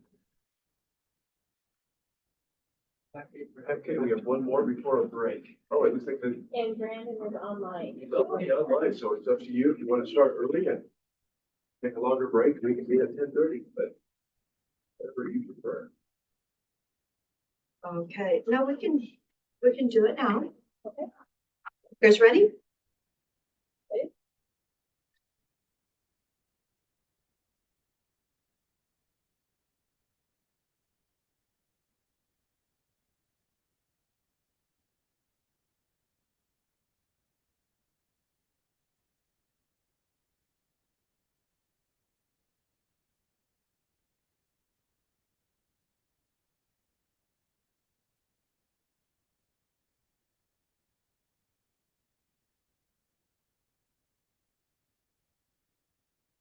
Get ahead of him, but we'll see, yeah.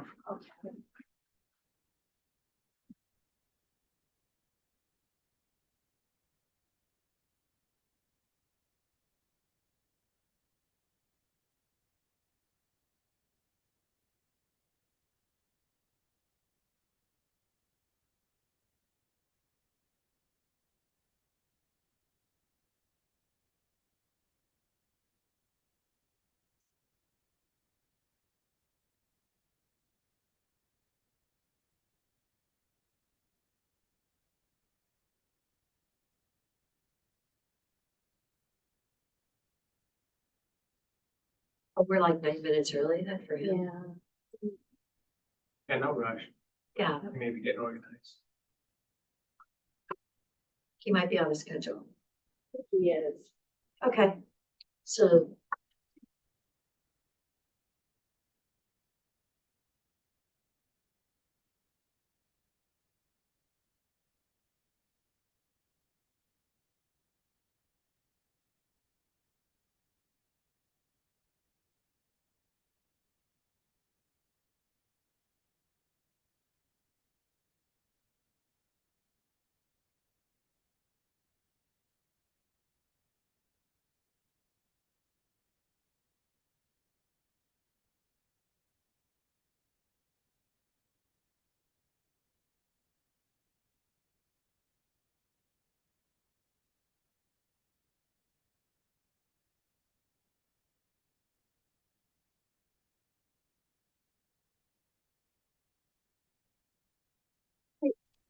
Yeah. Hello. Good morning, Brendan. Thank you so much for joining us a few minutes early. Yeah, absolutely. Thank you for having me. It's our pleasure, and we're glad you're on Zoom and it's all working. Our first question of the morning is, please tell us why you're interested in serving on the Lapine Park and Rec Board. So I've been a Lapine resident now for 21 years. As a youth, all the way up through my high school years. The only time I left Lapine was to attend college, and after college, I moved back to Lapine because I love the community. It's a part of who I was growing up, and it's near and dear to my heart. The opportunities that something like Lapine Park and Rec can give the community to come together, and with not only youth activities but adult activities, to really kind of make a community feel like a home to all the members of the town. Wait, did you happen to play sports in college? Yeah, so I played 2 years at Linfield College, and then I played 1 year at Shasta College. What sport was that? Football. I'm joking, I knew that, yeah. Yep. I'm also the head football coach here at the high school, if that I know, and do you think the Oregon Ducks getting to be ranked #1 is going to be the kiss of death? What do you think? We've got a couple Ducks. Oh, I don't know. I mean, the cynical side of me is waiting for the shoe to drop. So being a Duck fan myself, usually when we get all of our ducks in a row, then we tend to shoot ourselves in the foot. But hopefully they can stay there and bring home the national title for the first time. That would be really lovely, wouldn't it, Nick? Yes. Okay. Thank you for those kind words about the Ducks. I got the second one. Please share any relevant professional or personal experience that you believe would benefit the district. So in organization of a sports program at the high school level, I work in tandem with the administration here at the school, dealing with organizing budgeting purposes with the district funds and with fundraised allocated dollars that we go out and fundraise for. I've worked in tandem with the administration since I was hired as head coach. Last year is my first year. And then also with the previous head coach that I worked under with Bo DeForest. And so I have a lot of experience in that regards when it comes to working with district parameters and budgeting for expenses of large scale programs. And then in the private sector, my family has owned and operated multiple different businesses in the city of Lapine, dating back to prior to the Lapine being designated as a city, to where from a young age I was involved in the bookkeeping and the day-to-day operations of it, in tandem with the Oregon State Lottery, and hosting different events as bowling leagues and things of that nature, to where private sector experiences and what I do on a day-to-day basis here at the high school. Did you have any experience kind of on a board, policy making board, 5 other people kind of thing? Policy making board. The only experience I have in that is for our league, our sports league. We were previously the Mountain Valley Conference.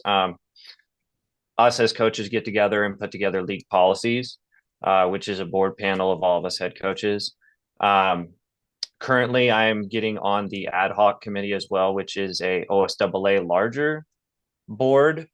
That's a governing body with making policy for football specifically, statewide. Great, thank you. Great. The third question is, the Lapine Park and Rec District has faced recent challenges. Please describe how you can help the district move forward. Moving forward, we have to get back to what made the community trust and love Lapine Park and Rec so much, which is being, and this is one of why it was such a bullet point to try and get involved with the Park and Rec even previous to this moment that we were going through is that we're a small community and you can't just watch and wait for other things to take care of themselves. You have to be an active participant in seeing the changes, or not even changes, but just helping produce the outcomes you want to see. And that starts from the grassroots level.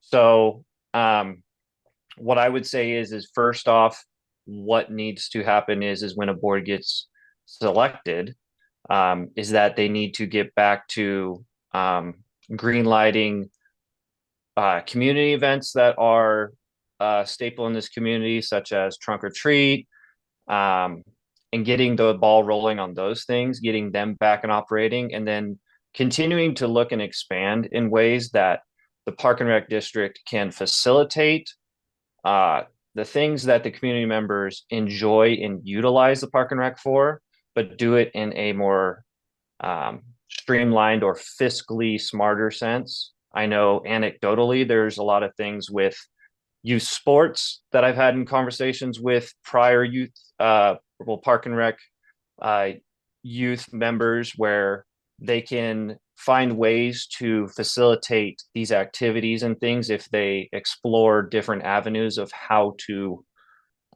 put those pieces together fiscally and also from a kind of organizational standpoint. Okay, and the last question is there anything else you want to share with us this morning? And I have a question. What position did you play? Because I don't know. So in high school, I played quarterback and receiver. They kind of just plugged me in wherever. And then in college, I played tight end. Thank you. Yeah. So just to reiterate, my love and passion for this community and wanting to be an active member in seeing and helping facilitate expanding opportunities for the youth and the adults as a whole, the meaningful experiences that community members can engage in and be a part of and experience, that the Park and Rec District, when you have people in the building that have a vested interest in seeing that full scale coalescence of those bodies, when it's from the youth all the way to the adults. So you have that tight knit community feeling and experiences that this town knows and can remember and love, but needs to get back to it. And I think it needs a breath of fresh air and some good, clean vision and good direction on making the future bright, which I know it can be.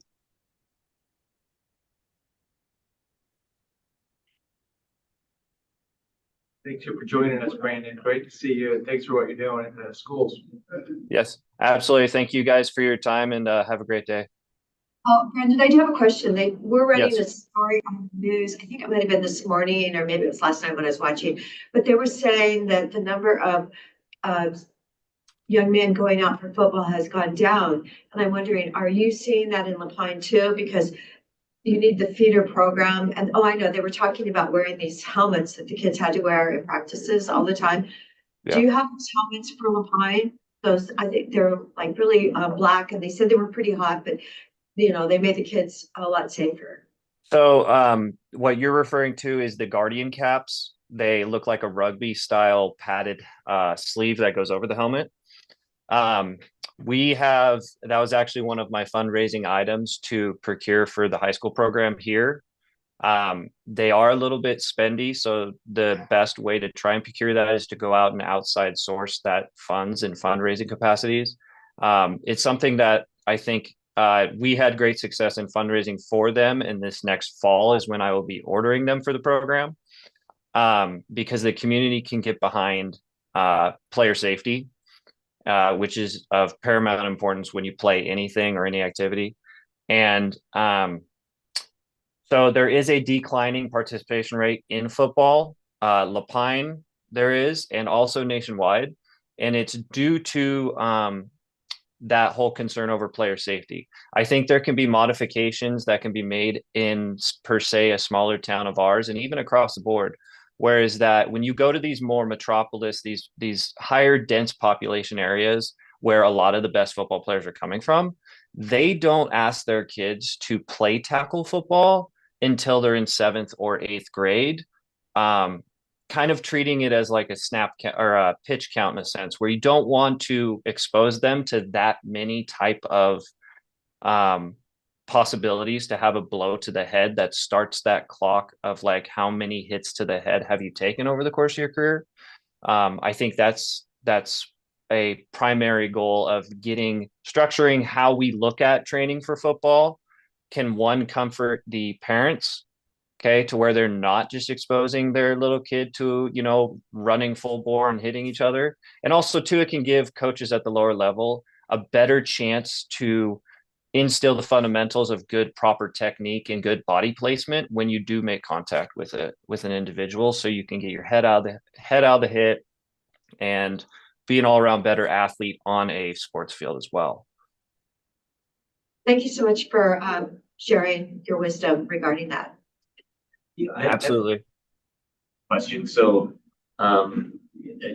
you're an employee of the school district. You have some perspective on schools. I know you're working with high school students, but a number of parents have expressed concern about that after school care program that's Yes. run by Yes, Hub.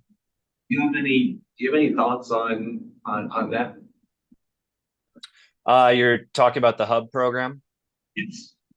Yeah, so that is especially in our community of La Pine, that is something that is accessed by a lot of individuals and helps a lot of working class families that have that access to be able to have their kid utilize that program.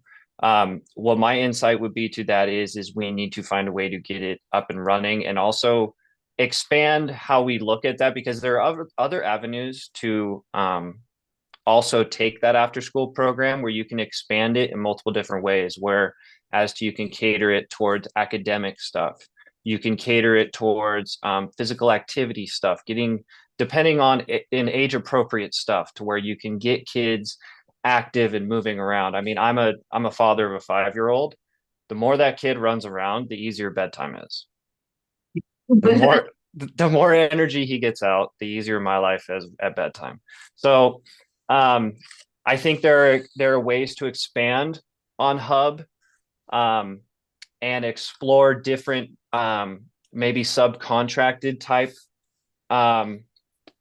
ways that, like, one of my coaches on staff, he's from the Bay Area, and he was telling me when all this was kind of going down with the Hub and stuff, how the Bay Area handled Hub after school activity programs, and how you can look at different avenues of trying to subcontract out that, facilitating those type of experiences and times, and working in tandem with the school district on utilizing facilities, and what that kind of split looks like, and what financially that asks on the park and rec, if they're going to host and have to provide the split between who pays the school district for using facilities.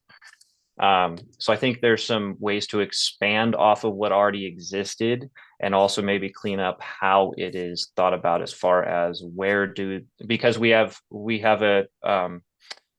an issue of, too few dollars trying to expand and do things is very tough. So we have to be fiscally smarter with, if we are going to expand, how can we find ways just to facilitate what we have that is, mainline foundational stuff, and do it in a smarter fiscal sense, or explore other avenues of how to do that. Thank you, Brandon, so much. Yes. Thank you, guys.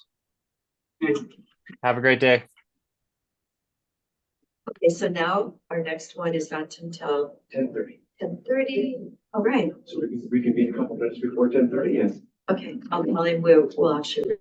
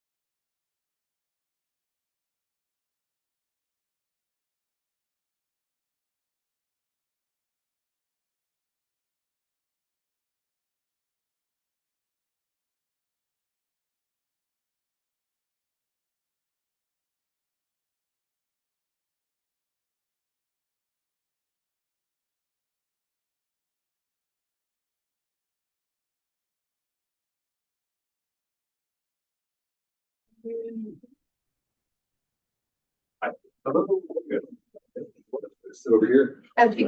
Oh, go over here at the table, lovely. You want to be like Zoom. Yes. Thank you so much for joining us today. For having me. Appreciate hearing from you. The first question of the morning is, please tell us why you're interested in serving on the Lapine Park and Rec Board. I've had interaction with Lapine Park and Rec Board over the last couple of years to youth sports or other activities.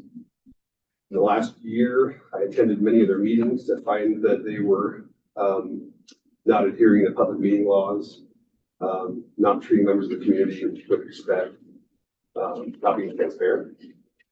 So in May, I actually told them all I wouldn't return because it got pretty awful the way they were treating people, and I stepped away. So now that hearing that they all resigned, I feel like, instead of sitting around complaining they're not doing it right, might as well step up and offer services. Thank you. Yeah. So please share any relevant professional or personal experience that you believe would benefit the district. I ran a business for 12 years and sold it in 2013. So me and my wife both ran it together successfully. I don't know, it was a finished carpet company, it wasn't related. But I started myself as an employee and built it to 17 employees when I sold it. Successful. I think that, aside from that, I still think that people that I come across might not know how to manage money properly, just in general. And I think that's somebody that is needed in this position, knowing how to not max out credit cards and not get into debt, but successfully budget money. Aside from that, I'm pretty well known in my community. I'm ethical. I'm a Christian, which can hang me. But the point of it is, I'm pretty well known in the community, and I'm extremely, I like to say I'm an honest person. I also say that people that say there's something usually aren't, so Yeah. I hesitate with that.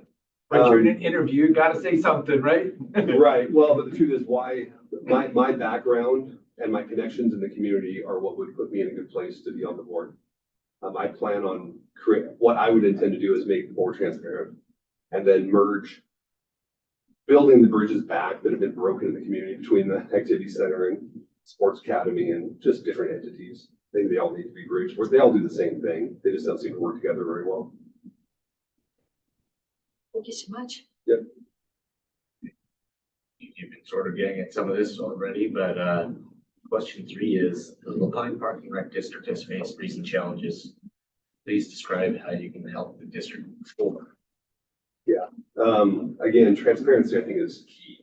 I think they've lost the trust of the public. So I think that the board needs to become transparent financially and just with their conduct. I do think that or public meeting laws being followed are for good reason. And I think that when we deviate away from having meetings that people can attend, notifying the public of meetings, letting people speak, I think that we really do a disservice to the community, and we create a distrust with the community. So those would be the things. And plus, like I said, there's a lot going on there. Let's just say that. And I don't know everything that's happened. I just know there's a lot of rumors out there. So the first thing I think that we really have to figure out where the finances are in place. I don't think that's clear. I do have the financial statement from July of 2023 I reviewed. I actually have valid concern. There's a lot of deferred amounts in that. I think that's the first thing. Transparency in the beginning to the bottom of the finances. And then, deciding as a group at the board about what the next course of direction is. I will say that a lot of people in my community have this perception that Park and Rec does a great job.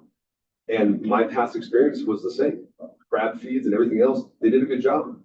2 years ago, they picked up youth sports, and I think there's nothing in the budget for it, from what I understand, from what I see. And I think that there's other entities in our community that do sports better.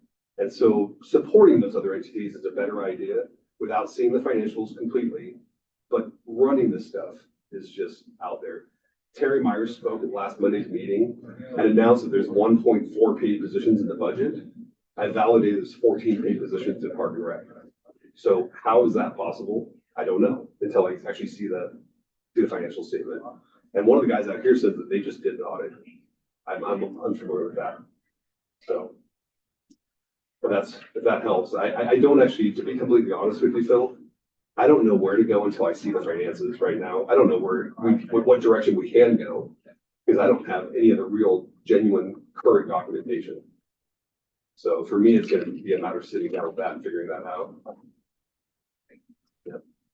Great. The last question, is there anything else you want to share? So I'll say this. I don't want to be derogatory towards other candidates that are applying, but I will say it might be important for the commissioners to cross-reference spouses. And I only say this because I showed up here this morning to see one of the employees of Park and Rec spouses here applying to be on the board that just got let go. And I'm just saying that because some of the peoples might have alternative motives. I know a lot of people really want to see sports and that's what they're hammered behind. I don't think any of that stuff's relevant. I think that getting the board and Park and Rec itself as a body back up and flowing properly is important. But I'm just saying that, you know, I do know people are wanting to get on the board because they want to make sure their spouse gets their job back. It's a mess. So I just want to caution you guys with that. You know, I mean, that's all I can tell you guys. You know, and you guys saw my letters, I think, that I wrote you guys. My initial reason for being on the board that I had overheard about harassment. I don't know how valid all that is. But with that, I don't want to see a board getting harassed to the point that they remove themselves and then have those people step in. That seems like an overthrow of power. And I was just concerned about that. That's initially why I stepped up. So that's it. Do you want to say anything about the value that the Park and Rec district provides to the community? You haven't talked that much about that, you know, the programs, the events, anything. Well, and yeah, I mean, Phil, to be completely honest with you, other than a few functions that me and my family have attended in the past, I hadn't had a lot of interaction with Park and Rec personally. I have an 8-year-old and a 6-year-old. We've attended the crab feed, you know. So the truth of it is, I think that Park and Rec could be extremely valuable for our community. But I don't think that they've tapped into the assets that they have, not financially, but in the public. And again, a lady named Janie Donahue runs it was the senior center, now it's the activity center. And I think that Park and Rec has huge value if it's being ran for the public, and the events that we did attend were great, music in the park, all these different things. So I think it's a really great way to bring the community together. But I will say through youth sports, what we witnessed is that the division was coming from the top down. And so here's an entity that should be bringing community together. They were actually creating great division within the community because they know they don't want to work with the activity center. They don't want to work with the sports academy. I don't know why, but it creates great discourse in the community. So my point is that I think that Park and Rec has great potential to be this entity that brings the community together. But for some reason, there's been this discourse in it with other community businesses or affiliates in the community that they don't work well with. So all I can say is I think that, and again, from my experience, there's a lot of stuff that they do that's great for the community. I just don't know if it's been doing.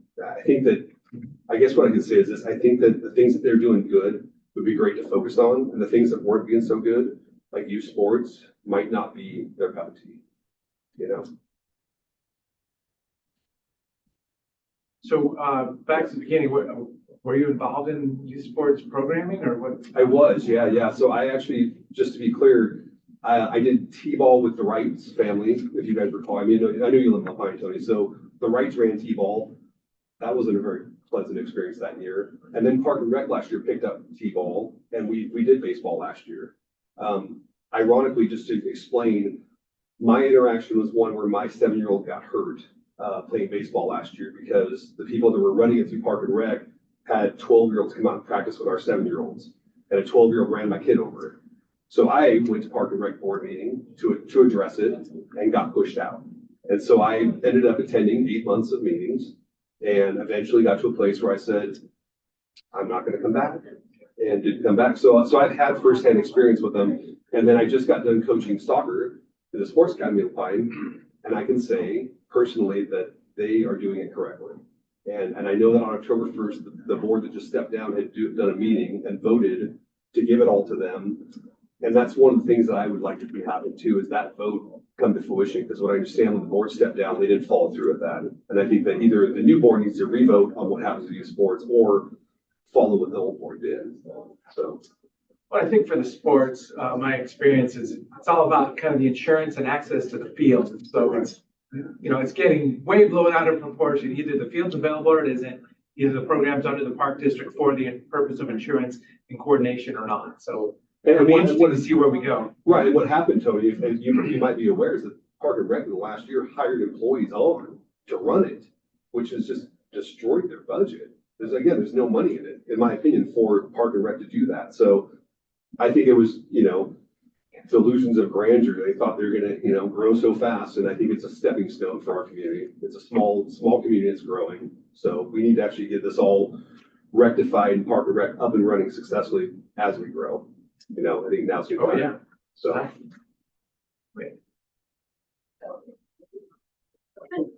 Any other questions? All right, thank you. Thank you so much. Yeah. You guys have a good day. Thank you. Excuse me. Thanks for coming up. Should I shake all your guys' hands? Sure. If you will. Thank you for coming up. Thanks, Tony. You too. Yep. Alrighty. Samuel Olson in person? Yes, he's out there. Is he? Uh-huh. Are we ready for it? Oh, I can. Okay. I need the exercise. My doctor said I would. I need exercise.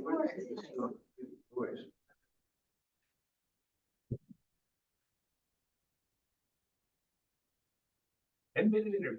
Okay.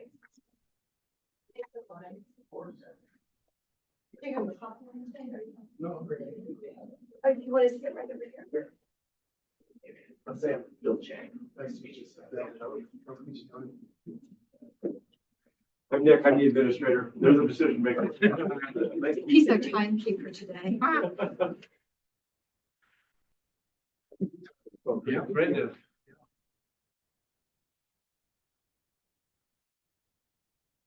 Thank you so much for being here early. Of course. And first question is, please tell us why you're interested in serving on the Lapine Park and Rec Board. The biggest reason is I have two young kids. I have 8 and a 6-year-old, so they're right in this prime age for learning and development for all sports. Both my kids are big into sports right now, so I really want to keep this motivated, and I want to get sports, basically big sports and activities back to the community. It's been a big struggle. So. The next question, please share any relevant professional or personal experience that you believe would benefit the district. So I'm currently on a few different boards right now. I work with the Lapine Soccer Academy. I helped start a farmer's market down in Crescent. So my business partner and I and a couple of the ladies out of the Crescent community started that for them this year. This was our first year. That was a lot of fun watching that grow. I'm just very involved. I don't say no. It's easy to take up all these opportunities here in the community. So it's nice to be a part of the community.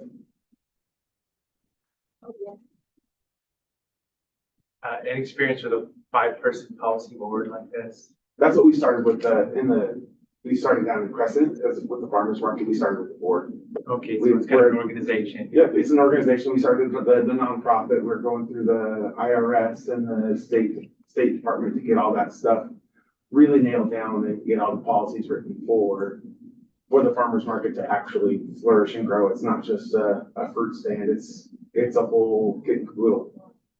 And then the Sports Academy or Soccer Academy, is that the same thing? It's a 501c. It's huge. I'm on the board there. I'm the U8 director, so I had all of the under 8 kids for the league. So I'm on the board there. It's not a 5-person board. The executive board is 5-person, and then I'm on the just director board there. So great, thank you. The Lapine Park and Rec District has faced recent challenges. Please describe how you can help district move forward? Being new to Lapine, new is relative. I've been here for a couple of years. I don't have any particular allegiances to any one group or person. I'm here for the community. I want to get, like I stated to begin with, I really want to get I'm here for the community. I want to build things. I want to grow things. I want to leave a legacy, and Parks and Rec is a legacy. And I want to see that flourish and grow. I want to see kids' faces all over the community really grow and become helpful members of society. I think that the world is lacking in good human connection, and we start that with our local communities, with Parks and Rec, with the kids, really getting them to understand that it's not just me, myself, and I out there. It's really a community. I think that's important.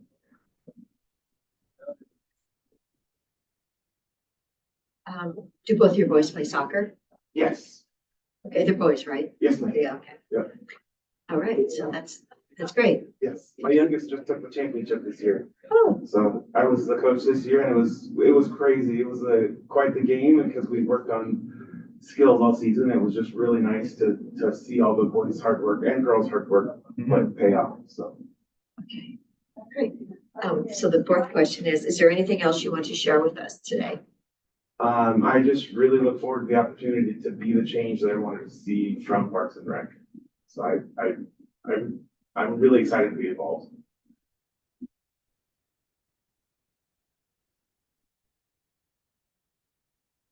So the district's has a tax base of about $368,000. So that's kind of one-time annual tax revenue that comes in.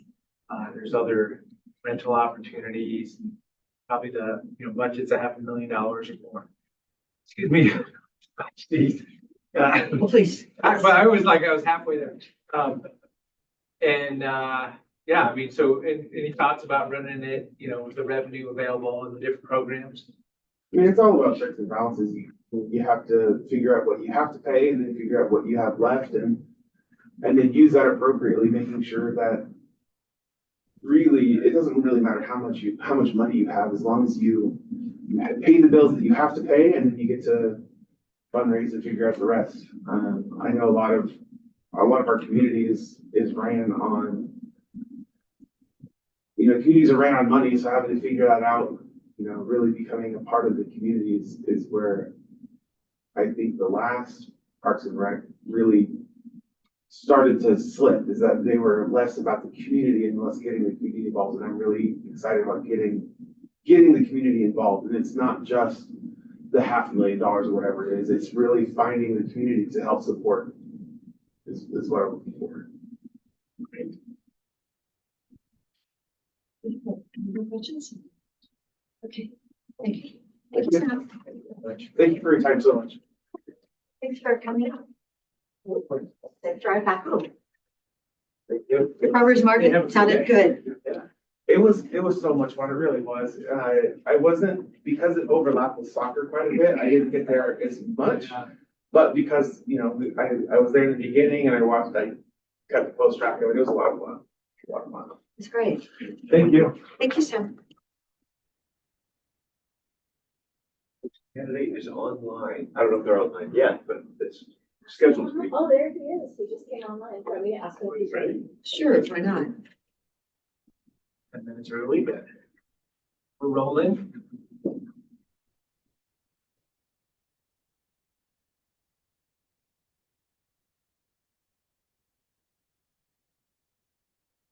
Tyler, I'm sorry.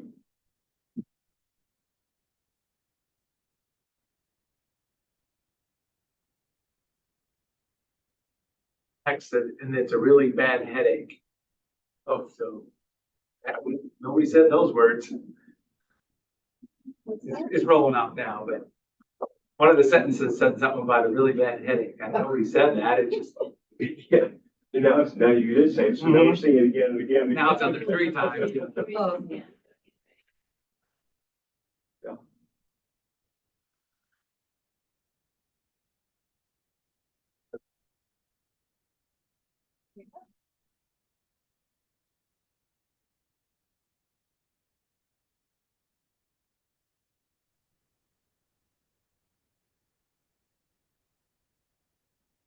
Hello.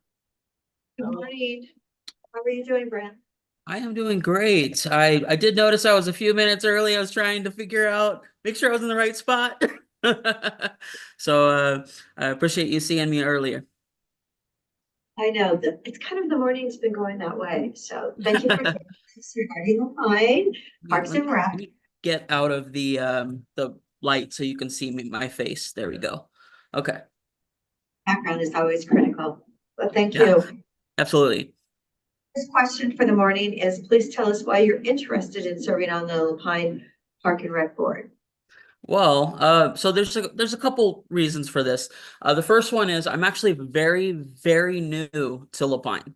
I moved from Portland, the Portland metro area, and so Parks and Recs was a huge, huge integral part of the community and helping build the community. And if you wanted to get involved in an activity, Parks and Recs was the place to go.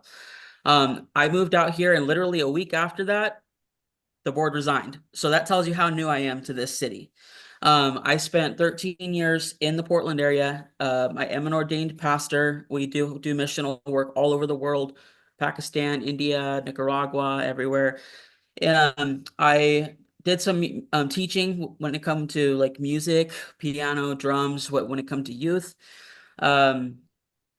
Myself, I played youth sports. I played basketball. I played soccer. I also played water polo until I got injured in college, and then didn't play sports after that. But it's one of those things where when I was over there in Portland, we got mailings up from Parks and Rec about anything available, classes, things like that, that would help fundraise for these activities themselves. Not only that, but we're able to pay their staff. We're able to take care of all of the ins and outs of those particular programs, and they had the community's buy-in. That was the most important part.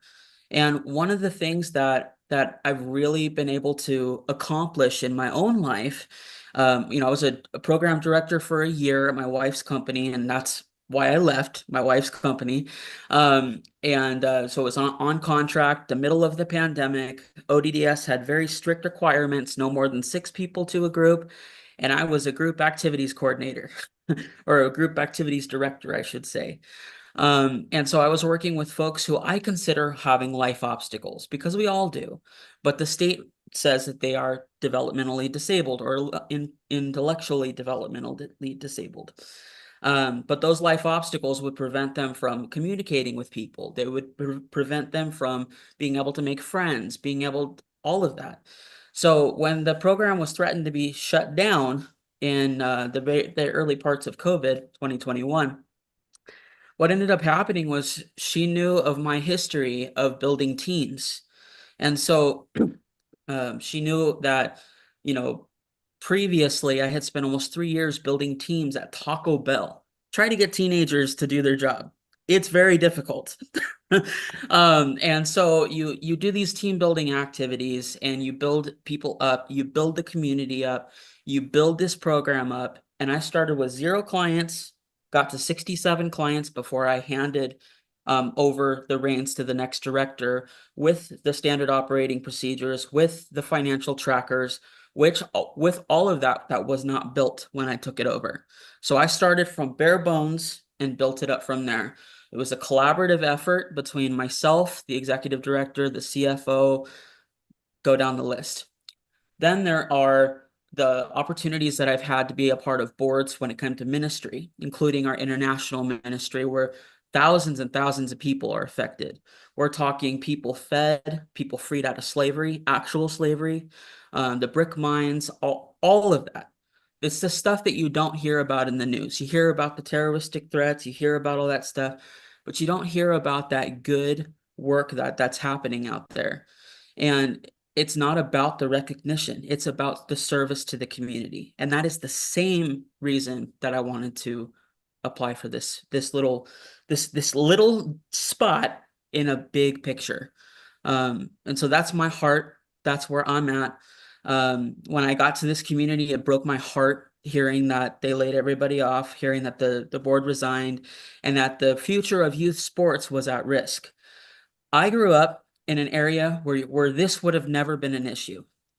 But how do we, instead of dwelling on the problem, let's come up with a solution that is tangible, that is reasonable, and that is fiscally responsible to the community that we have. Outside of that, I do have a secular job. I'm a data analyst, so I look at situations and I'm like, okay, I'm seeing a trend here. And so far, just the limited time that I've been here, I see a trend. You have very, very eager parents who want to get their kids involved in sports. The reality is, if you look at the statistics, kids aren't involved in sports, they fall into drugs, they fall into bad things. They'll fall away from school. Look at the graduation rate for Oregon. Look at the graduation rate in the Portland metro area itself.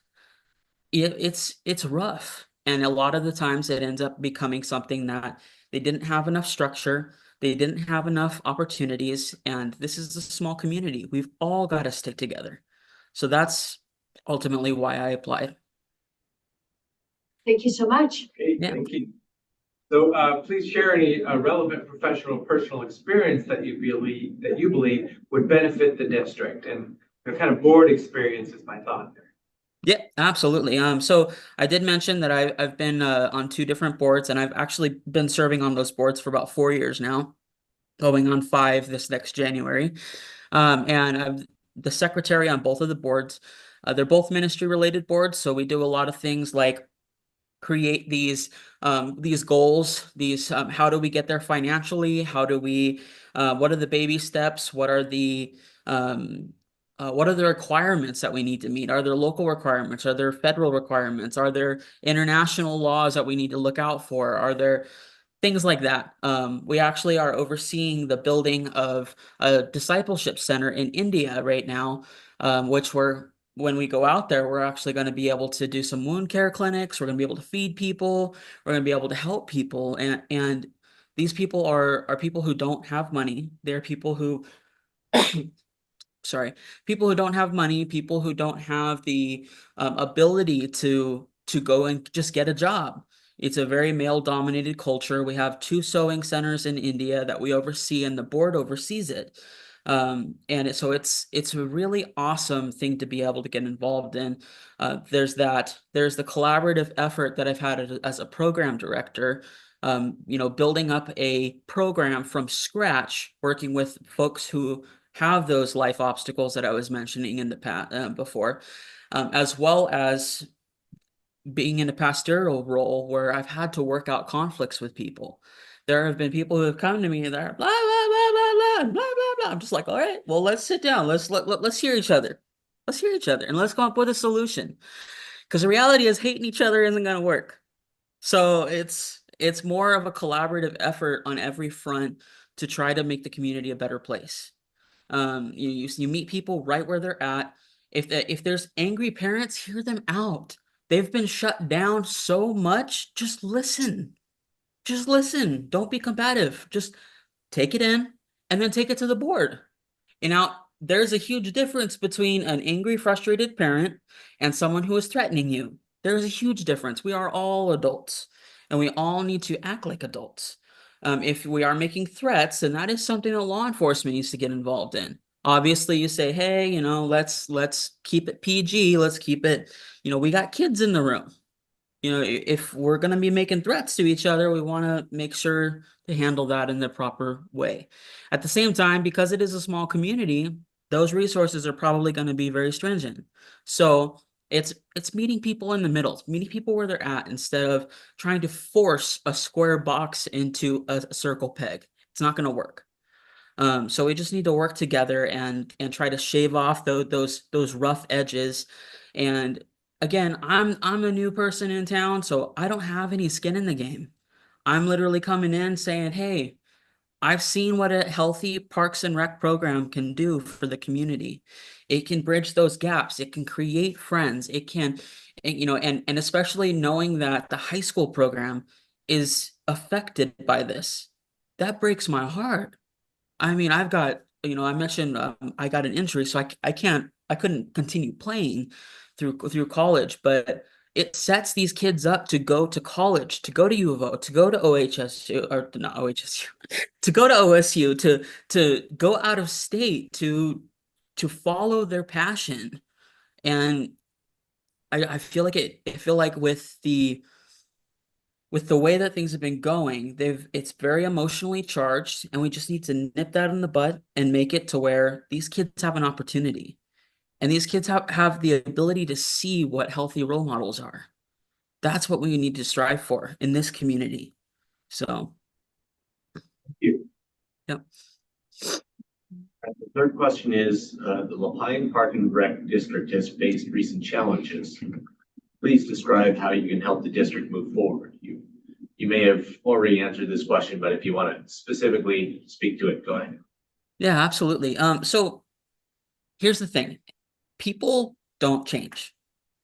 When I say that, I mean whether someone is upset about sports, someone is upset in the grocery store because someone cut in line, someone is upset because of where you come from, someone is upset because whatever, people's emotions are going to be emotions. So you have to know how to deal with emotions and how to diffuse situations and make it so that way they're not so armed. Because when someone's like this, and this is where the community's at right now, you got to get them to where they're actually able to have a conversation. How about let's start with just opening their hands and letting them vent? Because now it's like this instead of like this. And it creates trust when you sit and you can listen to a frustrated parent without that emotional level yourself going up. There's something about that. And I know you guys get that too, because you probably have people coming to you saying, you need to do this, this, this, this, this. And they're frustrated. They're passionate. They want to see these changes. But there's something you can do with that frustration. There's not something you can do with a threat. So it's very much, how are you going to handle it? My grandma used to say this one phrase that I live by. You can't change how other people think, act, or what they say. You can't change how you respond to it though. And that's what I really believe can make the difference in this community, is how we're responding to the parents, how we're responding to the coaches, how we're responding to those who are upset. And they're all over the same. It's the same emotion. Thank you. Okay, our last question is there anything else you want to share? I would say that, I thoroughly enjoy this area. It's a nice change in pace from, roughly 2 million people around me. It's been really nice. I'm looking forward to the changes. Whether I'm on the board or not, I'm excited to see what happens. I want everybody to be able to live in a place where their voice feels heard. I want people to be able to have an opportunity to be able to get involved if they want to get involved, and the service to the community that I've been able to have, a part of. I've served in food banks for like close to 7 years. I've served on boards. I've served as a pastor, an unpaid pastor. I don't want to get paid for that. I don't want to get paid for having this sense of civic duty, if that makes any sense. Not that there's anything wrong with that. That's where my heart is. I feel like if especially as a pastor, if I was paid, I'd be in it for the wrong reasons. I'm in it because I care about the community, because I care about people. And I want to make sure that is something that stays in my heart. I can't hold my convictions on other people, including my faith. I can't hold that on other people, but I can definitely share where my heart is. So that's my additional statement. Thank you very, very much. Thank you for being with us this morning. Yeah, absolutely. It was great to meet with you guys, and best of luck choosing candidates. Wow,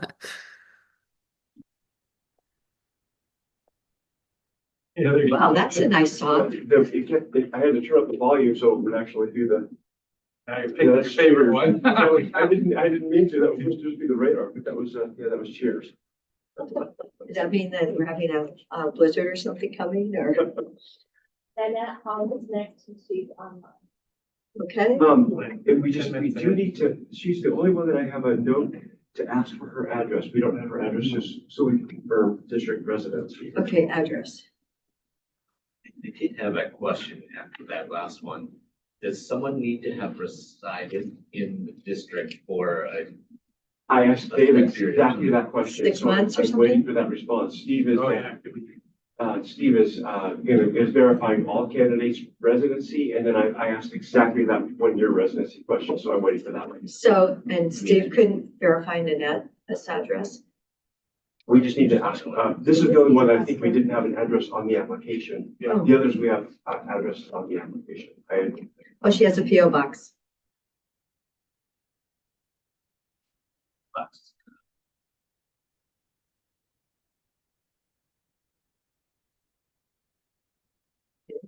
Are we ready for her then? I'm trying to bring her over, but,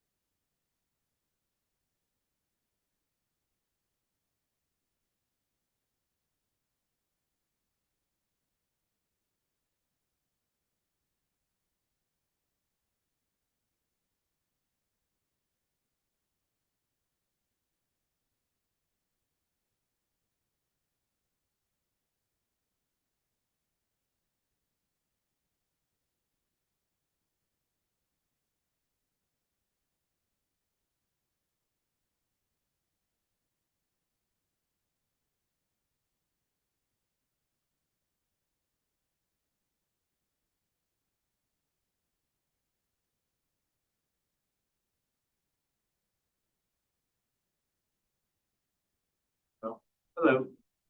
Good morning. Oh, she's still on mute. yeah.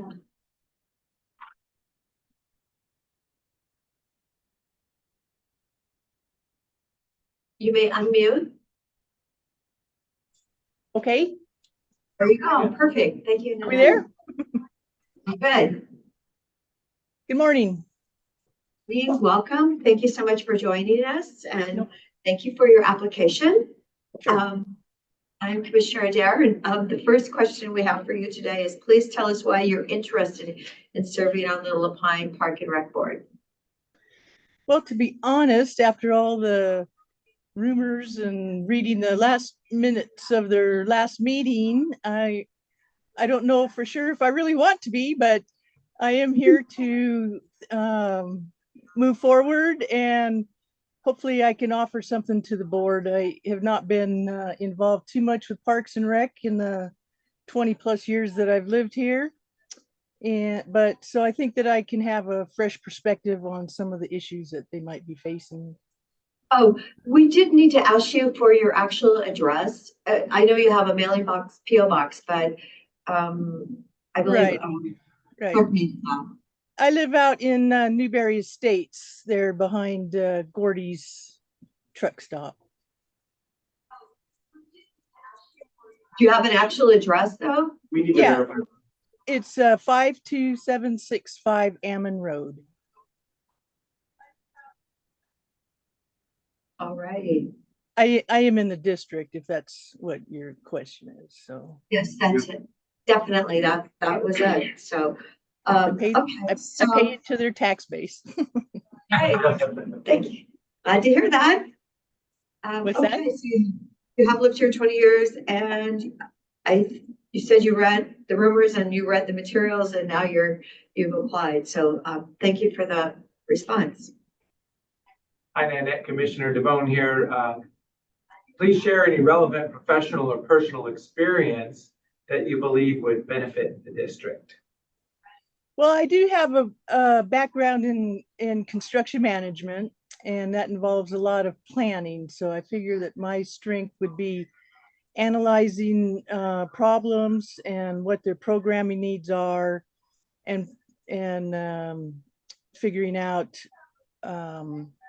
budgetary items and planning to get them back to where they need to be functional for the community. Have you been on a board before, a 5-person board or 3-person policy boards? I have not been on a board. I've been, like I say, mostly my background is in construction management. So I have worked with a lot of governmental agencies, and there's a lot of problem solving in construction, especially when you're out in the field, and there's a lot of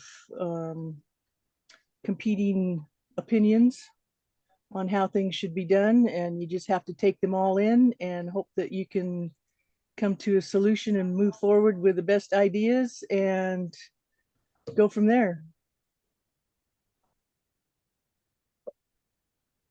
The third question is, the Lapine Park and Rec District has faced recent challenges, which you mentioned at the beginning. Please describe how you can help the district move forward. Well, one of the things that I did was I got onto the Secretary of State's audit division and looked up some of their past financial statements. And I've noticed that they've been running a deficit since before 2020, or yeah, 2020, for the last 3 or 4 years. And they've been operating on a to the point where they've had to go get a line of credit to make it through to the end of their fiscal year. And so I'd like to be able to analyze where their spending is and why the spending has been going overboard, mostly in administration and in programming particularly. So I think one of the things that the board would need to do first is understand what the spending issues are and where they need to reform those, or whether we truly are don't have a big enough tax base to support the programming, or just what the budgetary constraints are to get them back into working within the budget that they have. And so that's one of my biggest concerns. Does that answer your question? I think it most definitely did. Thank you for that, the research. Question number 4, is there anything else you would like to share with us this morning? Well, I understand the importance of the district, especially from what I've been hearing, the after school hub program. My initial thought was that the first thing that we needed to do was to get an executive director on board to start reopening some of these programs and getting them back online as soon as possible. But perhaps maybe it would be better to get the hub person back in and get that program open while we research getting a new executive director and bringing people back on board. But I really do think that the spending issues need to be addressed, as well as building back up the trust with the community, because it sounds like there's a big disconnect right now between the board or the former board, and how they've been responding to concerns of the community themselves. So I think there needs to be, that disconnect needs to be addressed as a priority. Thank you. To clarify that answer, you actually said you felt like it's most important to get the hub person going and then look at the executive director? Is that kind of how you clarify? Well, normally the you'd want an executive director in to choose their own staff. But it sounded to me like the hub program is the one that's being most adversely affecting the community right now, because so many people apparently depend on that program.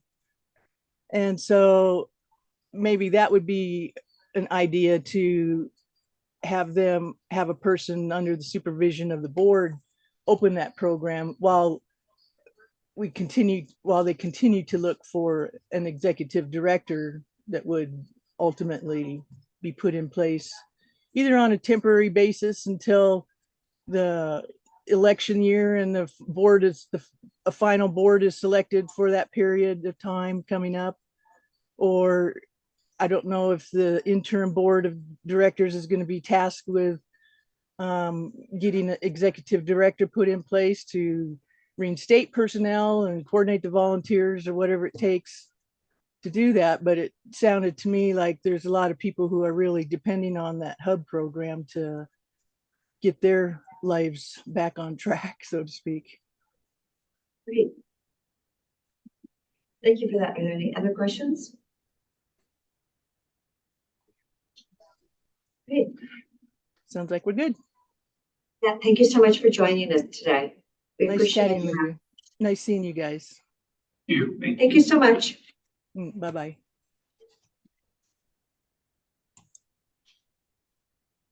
Last two are scheduled to be in person. The next. Well, then Ross, I think, flipped to not in person, right? Oh. Ross turned it. He wants to be in person and now he will be using. Okay. So now we're waiting for Cindy. And it's a few minutes early. I'll have another comment. No, yeah.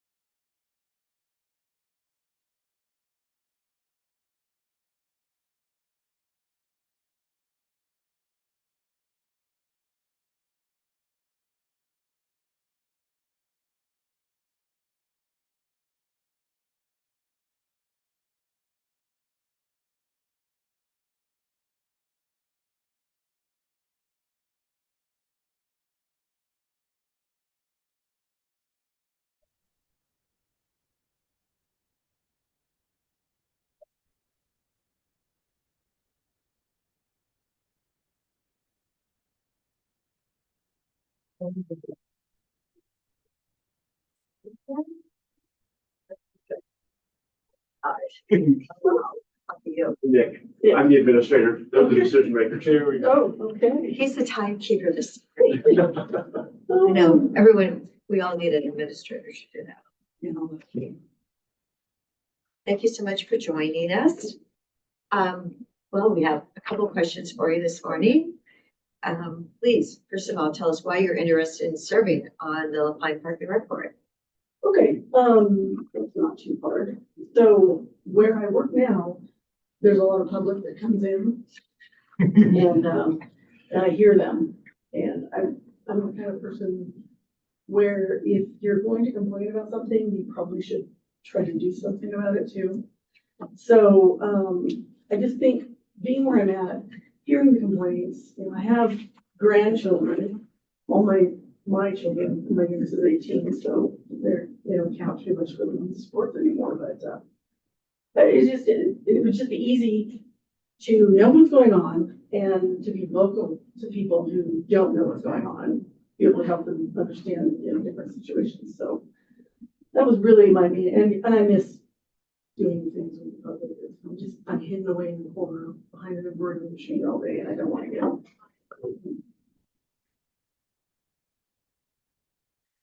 Thank you. So please share any relevant professional or personal experience that you believe would benefit the district, so as a board member. Okay, well, my board experience is with Ben South Little League, which I did for a very long time. What I learned there is one board member doesn't just have one job. You have jobs with the rest of them. So in my experience, you've got to be prepared to work with people that are abrasive. You have to diffuse situations. And you have to be able to communicate and be very transparent. It's really difficult on a board for me if somebody is there with their own agenda for the wrong reasons, and you're trying to accomplish something and they're constantly trying to accomplish what they're, you know, it just makes it hard. So you have to be able to recognize that and kind of turn things around and make that situation what it's really supposed to be. That's my really board experience. Yeah. But there was so much. But youth sports and many years and lots of family, parents, yeah. Right, well, yeah, see, I feel like youth sports is important because so many kids are going to the clubs these days, club ball. And, it's like Little League in Lahaina, it doesn't exist anymore. I know that when they were on their way out, I got the call that said, hey, do you think you can step in and be president for the South Central Little League down here? And my first thought was, oh, absolutely, I'll just jump right in, because I had just moved to Lahaina, 100%. And then, the lady who I was talking to, I'm thinking it was the president that left, she talked me out of it because she says, I think you should run as far away as you can from this. And she was telling me about some situations that sounded a little bit scary. And my first thought was, okay, bring it on. I'll take that guy on. But then in the back of my mind, something said, but what if he shoots you? Or, you know, what if it doesn't go down? What if that happens? So I kind of chickened out a bit, and I regret it because where's baseball in Lahaina? I know that they tried to do some little programs, but it's just not, I mean, Little League is huge. Yeah. I've even gone back to Williamsport to watch the Little League World Series. It's a big deal, and I'm sad that that's gone. So whatever I can do to help youth sports, it's kind of near and dear to my heart.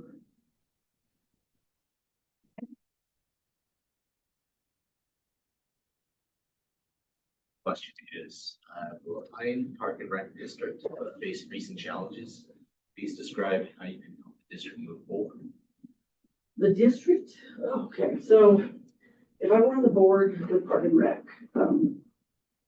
moving forward, but it's gonna be an entirely new board, is that correct? So first thing would be, you know, making sure that team works well together, that you can talk to each other. You don't go to have coffee afterwards and talk about somebody, because that's not gonna solve any problems. So what I would do to move forward would be try to be very transparent. They don't feel like that's been happening. It feels very secretive, and you know, and it's just gossip that's feeding the community. I've only been in Lahaina since 2020, and what I have learned is the community is very involved with Park and Rec District, which kind of surprised me, because in Bend, where I had been, it was more the fight. You're either with this group or you're with that group. In Lahaina, it seems very important, focused around the Park and Rec District. So what I would do to help that is just try to be someone that everyone else got along with, try to push the ideas in the right direction if there's, you know, the wrong direction going there.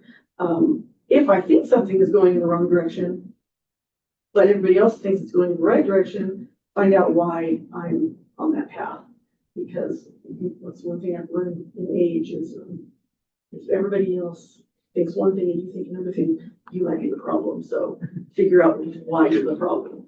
So I would just try to do that, just transparency, no secrecy. And I would like I said before, using where I'm at in the Lahaina Business Center, just be vocal, because people come in there and just want to talk about all the negative things. Well, that might be true, but did you know, I'm on the board and we're talking about this, or the board has actually, those kind of things.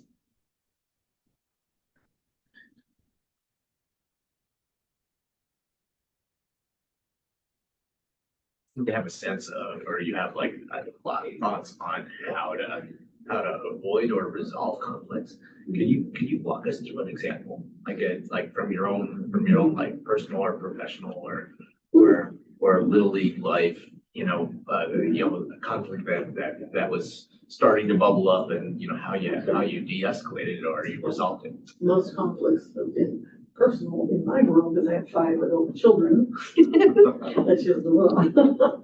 But I did work at Bend Broadband early years, and ended up supervising their entire customer service area.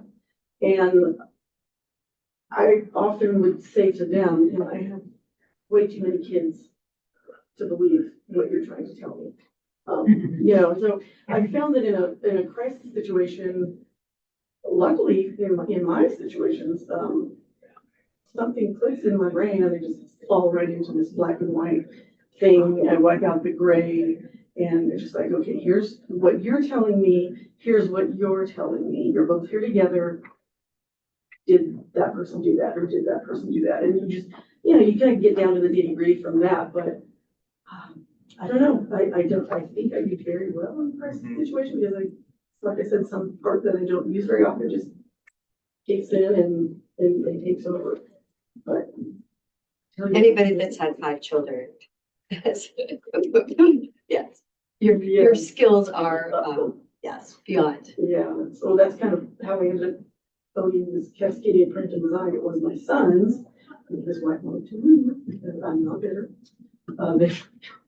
They got pregnant with their first baby, and she wanted to be with her family and comes there. Oh, fine. So they're there, and it's killing me, but now I was just helping him, and now I'm here, I'm owning this thing. I don't want to work this hard, I just want to sit back, help in different areas, but I'm working this hard. So, yeah, that's pretty cool, but I do miss, I miss Penn South, but you might want to know why I left the board there. So many new board members were coming in with ideas that we already have tried and knew weren't going to work. But they're like, oh, well, you were doing it wrong and you should do it this way. So, okay, well, let's give that a shot. And then, well, it didn't work. Why didn't you tell us that wasn't going to work? And it built up so much that the president and I both said, okay, I think new people are going to take this over. This is going to be our last year. And that was hard because that first year after we left, I might have well have still been on the board because Cindy, how do we do this? Or what do we do there? So yeah. Well, it sounds like you're very involved. Is there anything else I want to share with us this morning? Wow, I feel like we shared a lot already. I know. I just want to share coming into La Pine, like I said, in 2020, shocked at what a community it was. That small town feel was new coming out of Bend. I loved it. And I'm trying so hard to be more involved. Like I do a lot of things with the Senior Activity Center. I have a lot of resources to be able to donate, to be able to help with fundraising, and I'm trying to get that more out there. So just the more I can get involved with the community, the more I'll be able to help the community.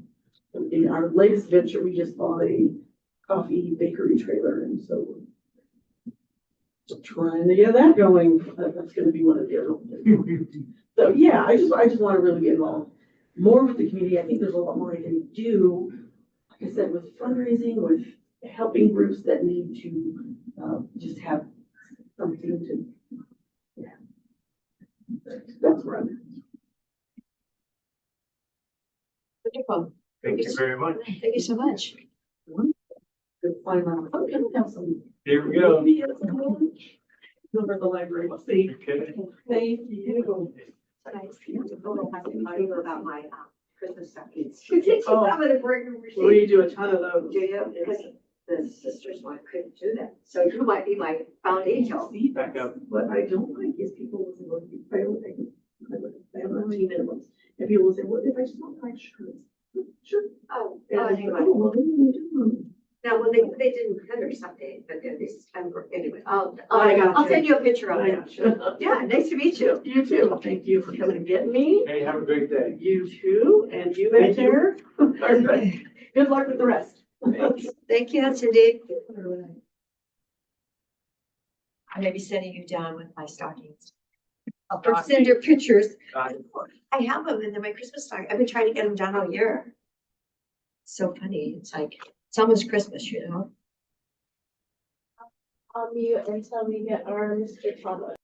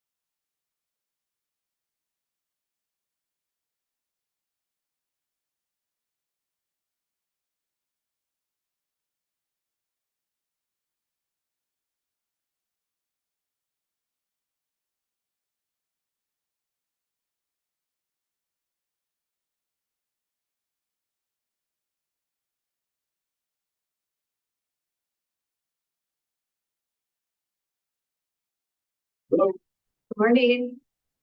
Oh, good morning. Thank you so much for joining us. Yes, good to be here. A little ahead of schedule, but this will work out good for us. Oh, Yes. good. Well, I'm glad I jumped in a few minutes early then. Yes, thank you. Thank you very much. We have 4 questions for you this morning, and we have the rest of the morning that you can answer those 4 questions in. The first one is, please tell us why you're interested in serving on the Lapine Park and Rec Board. Well, we've been in Lapine now for a little over 4 years. I just recently retired this past February, so we're here full time at that point. And I've been, very active in the communities that I've been part of, and so I still want to continue to do that. I enjoy getting involved in helping the communities be stronger and more effective, and so any way I could use my skills and my experience to help achieve some of those things, I'm more than happy to try and jump in and help wherever I'm needed. So I saw this as an opportunity and thought I'd throw my hat in the ring. Great, thank you so much. So Mr. Tomlin, Tony DeBone here. Second question, please share any relevant professional or personal experience that you believe would benefit the district. Sure. Well, I've been on many boards. I had a board of my own for the last 7 years as president of Tillamook Bay Community College, and I was also over those 7 years on the Northwest Regional ESD board, which is the largest ESD in the state. I was the chair of that board 2 years ago. And then I've been on numerous boards in the community, helping in my role as president. So I think I've got a lot of experience understanding how boards work and their role, and trying to promote communication and working together to come up with solutions and those kind of things. And certainly I know a big part of rec board is managing a budget for the board, and I've got lots of experience managing budgets. My budget there at TBCC was about $10 million. So I see the budget here at the reg board is about $1.5 million. So I think I've got a lot of experience that would be relevant for this kind of board. Well, that was the 2-year budget, so it's half of that annually even. Well, that's true. Yeah, there you go. That is true. So the third question, the Lapine Park and Rec District has faced recent challenges. Please describe how you can help the district move forward. Well, all I've heard is what's gone on in the community, and all that's probably secondhand. And so I know there's certainly some issues, and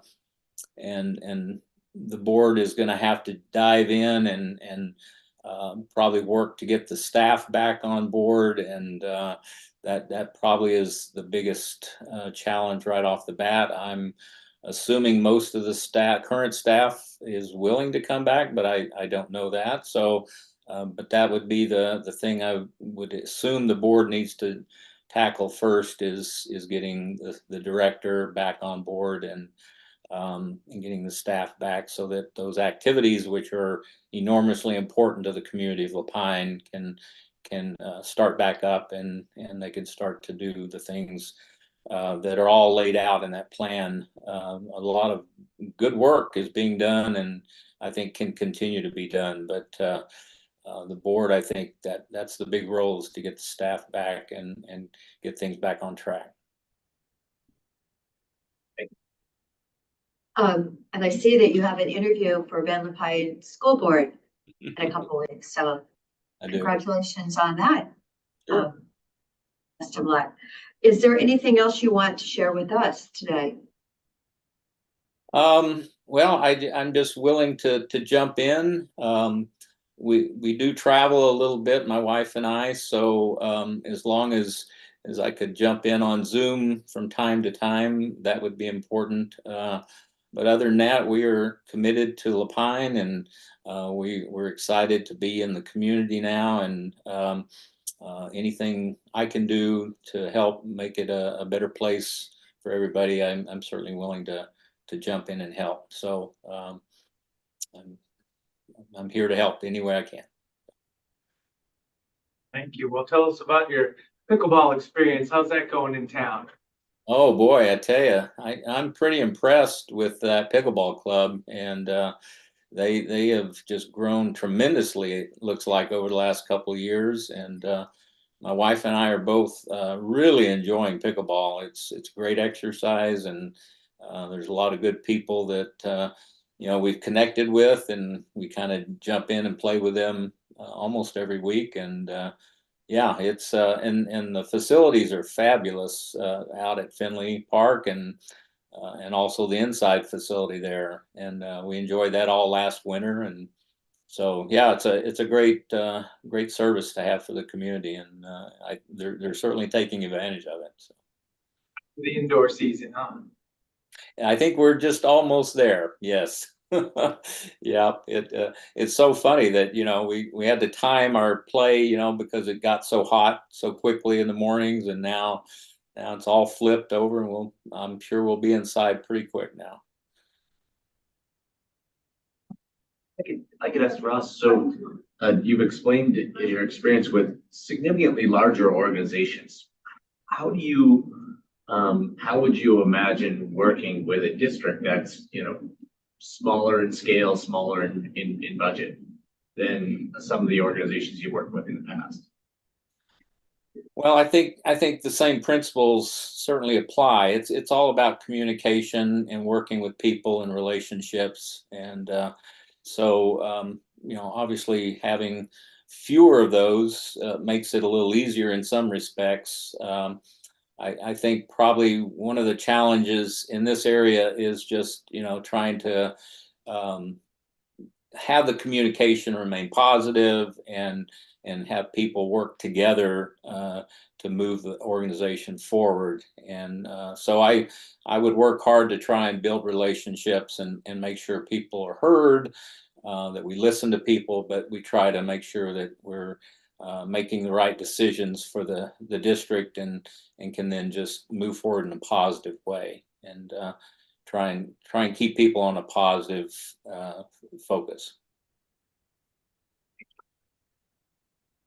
Thank you so much. Any other questions? Okay, I think we are good then. Okay. Well, I appreciate the time, and I'll just wait to hear from y'all. Thank you very much. Thank you, Russ. Thank you. You betcha.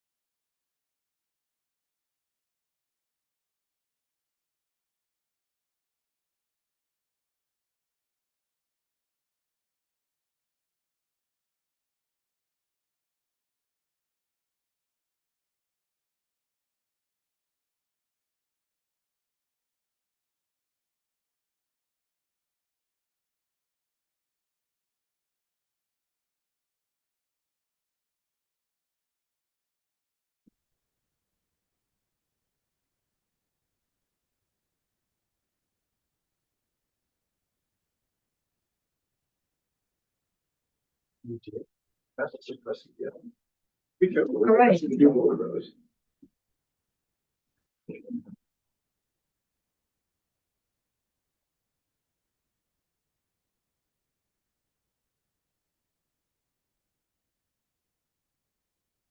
Brenda, are we like almost, we're ready, we just have to wait.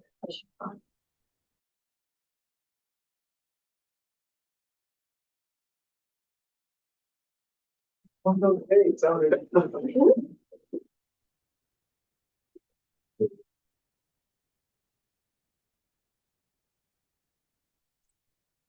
Good afternoon, reconvening our District County Board of County Commissioners meeting. We've been meeting since this morning. Thank you all for joining us at let's see. Do you have any citizen input that's not on our agenda? Is there anyone with a raised hand online, Brenda? I know it was a bit confusing what time this was going to actually start. There's no raised hand. Okay, no raised hands. Okay. Alrighty, so let's go see our consent agenda. Approval of the consent agenda, and I will second it. Is there any further discussion? Mr. Chang, Yes. Mr. Gavon, Yes. and the chair votes yes. So let's now proceed to item number 7. Nick, I think you said you were gonna open up that conversation. Great, thank you, commissioners. I will begin by providing a brief recap of what has transpired over the course of the past week and help provide an understanding and context for the 3 options that you have before you for your consideration this afternoon, or of course, a 4th option to be determined, or no option, but certainly all of your choices. So I'm going to begin, and I have my notes here. I need to refer to this. It's been a very, very busy couple of days. Last week, October 16th, the Board of Commissioners considered 2 resolutions to establish a temporary safe stay area at Juniper Ridge. The joint resolution would have established the TSSA, I'll refer to it as that, based on the authorities for the City Attorney's Office in ORS 195.520, initially House Bill 2006. It provided direction to city and county staff to develop IGAs and related agreements pertaining to jointly funding a range of services addressing sanitary facilities, housing-focused case management services, land management strategies, and a whole series of actions coming out of that resolution. There was a second resolution as well. At that meeting, Commissioner Gavon had made a motion to adopt the resolution, at that time, resolution 2024-046, and it was not seconded at the meeting.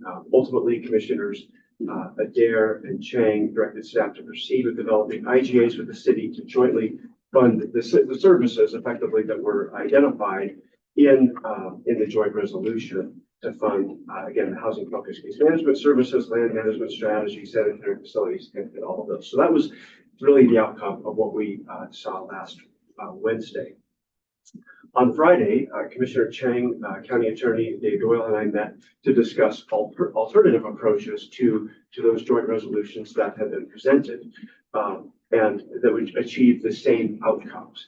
We came up with an alternative approach that would adopt by a joint resolution of voluntary compliance agreement. VCA is what I'll refer to that as. This is a common strategy that the Community Development Department uses to approach and to work cooperatively with property owners who are in code enforcement for a variety of issues. And what it does, a voluntary compliance agreement provides timelines to achieve compliance with what the code violations are in existence on the property. And then there's a path to get there. And as long as the milestones are being achieved, then we remain on that path. And if the voluntary compliance agreement needs to be extended because we are on the path toward compliance, then we would achieve it. It could also provide the exact same direction to develop and draft governmental agreements, memorandums of understanding, et cetera, to provide a range of services to serve the folks that are there, and then to achieve the same milestones or in the original resolution, such as clearing the east side of the railroad track by the end of next May, and closing the area to unpermitted encampments by the end of 2026. Of course, the primary difference between the initial joint resolution and the voluntary compliance agreement is the joint resolution established and allows the use of the temporary stay area, whereas the voluntary compliance agreement takes exactly the opposite approach. Uses are not allowed. They are not permitted under zoning, under building codes, under state wastewater requirements, etc. But the intent is that they would both achieve the same outcomes, is that the properties would be initially cleared on the east side of the railroad tracks by the end of next May, and then in its entirety by the end of 2026. So that's what we discussed on Friday afternoon. On Monday morning, County Attorney Dave Boyle and I shared this approach with Commissioners Adair and DeBone individually. In our individual meetings, we did not seek direction. We just simply presented this as a concept. At the Monday afternoon, under public comments, Mayor Keeble provided testimony, public input to the Board of County Commissioners. And in response, Commissioner Adair had mentioned that this item would return to today's meeting agenda, which is where we're at today. Under other items at the end of the meeting on Monday, I asked and the board confirmed that we would indeed schedule this item for this afternoon's meeting. Yesterday, Commissioner Adair asked for a third approach, and this is consistent with what Commissioner Adair has stated over a number of meetings, that the 170-acre proposed temporary safe stay area was too large, and it would be something significantly smaller. And she suggested 20 acres as a maximum area for the temporary safe stay area. So City Manager Eric King and I spoke a couple of times yesterday, and I shared this approach with Eric. The city then proceeded to revise the draft resolution to create a third option to reflect this limitation. And based on our conversation yesterday, as Eric mentioned, the number of acres where people are currently living on the property vastly, significantly exceeds 20 acres, and it's closer to 40 acres. So the third approach that you have before you today, that resolution proposes moving from the current situation to 40 acres where the camps are clustered in various areas in the North Juniper Ridge area for year one, and then transitioning to year two, which would really be calendar year 2026 to 20 acres. And a lot of those details of how that would happen would be identified, determined, et cetera, in the intergovernmental agreements. Of course, that the staffs, the city and the county would work on together, but still ultimately be subject to board, a county commission, and city council review and approval before the specific actions are taken as we go forward. The other thing, just to be clear, that I don't really think it is reflected clearly in this, but Commissioner Adair also just asked me to confirm with Eric that the cost sharing would be 50-50. And just so that it's on the record, Eric confirmed that was their understanding as well, so that costs for any services would be 50-50. The final piece was just, okay, so where are the 40 acres? We're in the 170 acre area. And so what the city did was they mapped in the North Juniper Ridge area where the current encampments are currently located. They're scattered throughout the area between the railroad tracks and Highway 97. I attempted to send it last night. It was blocked by the server.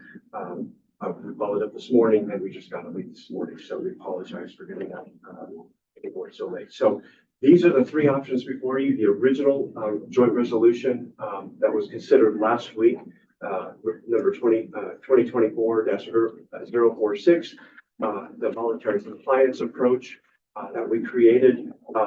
And I have not had conversations with the city to understand whether or not that may be a viable path forward or not. I don't know. I haven't had that conversation.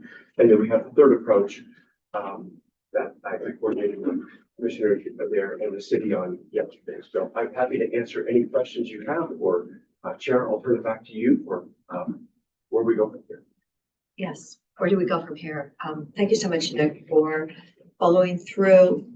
Honestly, we know we have to do something, and we need to do something together.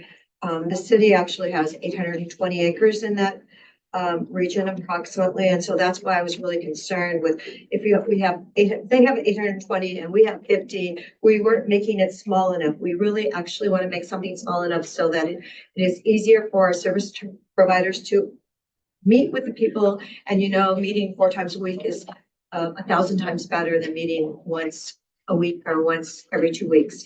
So I think really cutting it down to 40 the first year and then 20 the next year, I think that will really help the people that are out there making that difference. And I just noticed option 3 does have a spelling where revised original resolution is spelled wrong. So we'll want to check that. We'll want to correct that a little bit later. Anyway, Mayor Kabler would like to say a few words, so appreciate you coming in. Thank you, Chair. So I appreciate the work that everyone's done in the past few days, staff especially, to try to put together some compromise and some options to move forward here today. And I want to speak first to the voluntary compliance agreement, because as Nick said, there hasn't been maybe enough time to get the full response to that. Our response is that's not going to work probably for the city. I cannot speak for the full council. It hasn't been in front of them, but from our staff's perspective, that is essentially saying everything there is illegal and unauthorized, and then we're also going to commit funding to it. So we still believe there needs to be a legal path and a foundation as there is in the original resolution and the option 3 that has been presented here today to give us that legal path of creating the actual temporary safe stay area, which is what we agreed to in our joint meeting. So we've been in contact just obviously by staff about this, the changes with the size. I think what I could say about option 3, I've got Councilor Perkins here and Councilor Riley, just 3 of us. I can't speak for the whole council, but if that is passed today by this commission, I will recommend to my council that we pass the same resolution. So that we can get the foundation laid and we can move forward on the IGA and the projects that we want to do up there to increase safety for our community. I think that's all I had for now. We have staff here. We have city manager, city attorney. We have Matt, who works up there all the time. If there are any questions, please call us up. We're happy to give you information as you deliberate today. Thank you. Thank you so much for coming, Mayor. No, if you look at Exhibit A, if you are able to have it, more than likely, it's going to end up on county property. We do have the 50 acres at the southern and the southern triangle. And, that's okay. We just really need to work on this together. Our entire community has been impacted all summer long with fires. And I just feel like, okay, this seems to make more sense than, moving them over to this entire 170 acres. So I feel like I'm really glad that we've been able to work some of these details out, and the fact if you can do a 50% cost share, and I'm glad to hear that first IGA has been signed, so which will reimburse county for some of the expenses that we've already paid to date. So it would be nice to get that cleared up and actually get something going, because right now we know the weather's changing. We know we've got a lot of cleanup to do out there, and we've got to make it safer for everyone, for both sides of the story. And some of the people that are out there are going to want to have the help. They've been talked to, they've been with people that they're familiar with, and some of them do want things to be safer. So I'm really happy that we can go to 40 acres as our first shot, and then even go down smaller the next year. But hopefully by May of next spring, we will be in a much healthier position.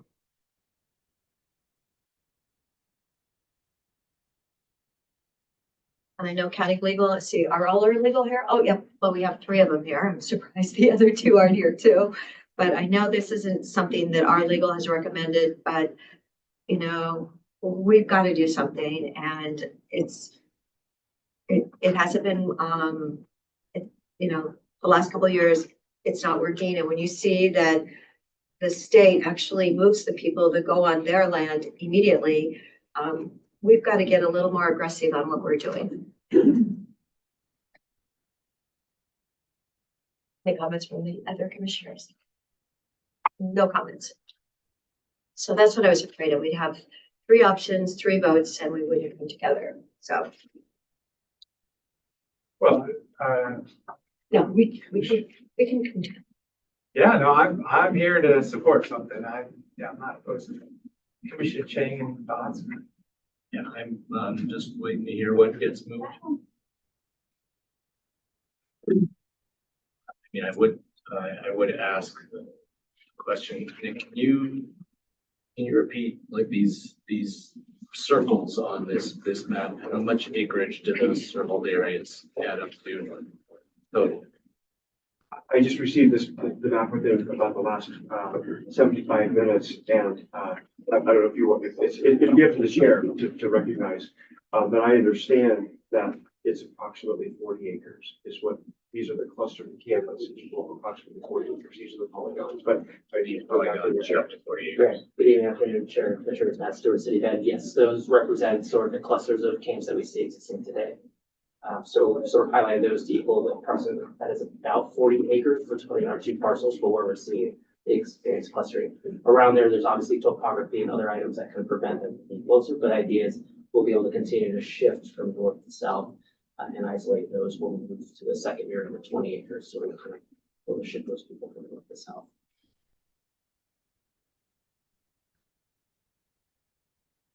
Thank you, Ben. I'll also offer, I mean, what the mayor just shared with us was that city staff doesn't believe option 2 is viable. County staff doesn't believe option 1 is viable. And I'm not sure if they believe option 3 is viable. So we are basically in a place where we have to decide whose staff we want to support. It's not a great place to be. But we're actually, we have to think about our community, first of all, and the threat, fire that our community has dealt with all year long. And honestly, Matt, I would just like to have one circle on the county land. You know, you've got that little one up there, but no, let's just make whatever that small, just make one on the county land, and maybe we can, you know, really bring some plans into it so that, you know, that's the one that we can expand. But I just feel like we have got to step up, and honestly, the weather change, it's a perfect time for us to come together and actually do something. Look at, you know, East Adler, that's been a issue for 20 years now, and it's, you know, it's still going to be very difficult, but we've got East Adler, we've got this area, and we've got to condense what we're dealing with in order to actually offer more help and make it accessible in and off Highway 97. And make it safe for the residents that live in that community that I talk to almost weekly. So for clarity, the option 3 revised original resolution, this does include the concept of limit to 40 acres and then bring it down to 20 and then 50-50 participation. I was just trying to read through to find where those words are. That's fine. The 40 and the 20 are in, that's the resolution. The 50-50, I don't believe is in it. That was, it's just take, and I just wanted to make sure that that was right. clarified on the record based on the conversation. And of course, the board would, well, ultimately be a party to any intergovernmental agreement based on whatever path the board chooses today or not. The 40 and the 20 is on the top of page 4 in the resolution.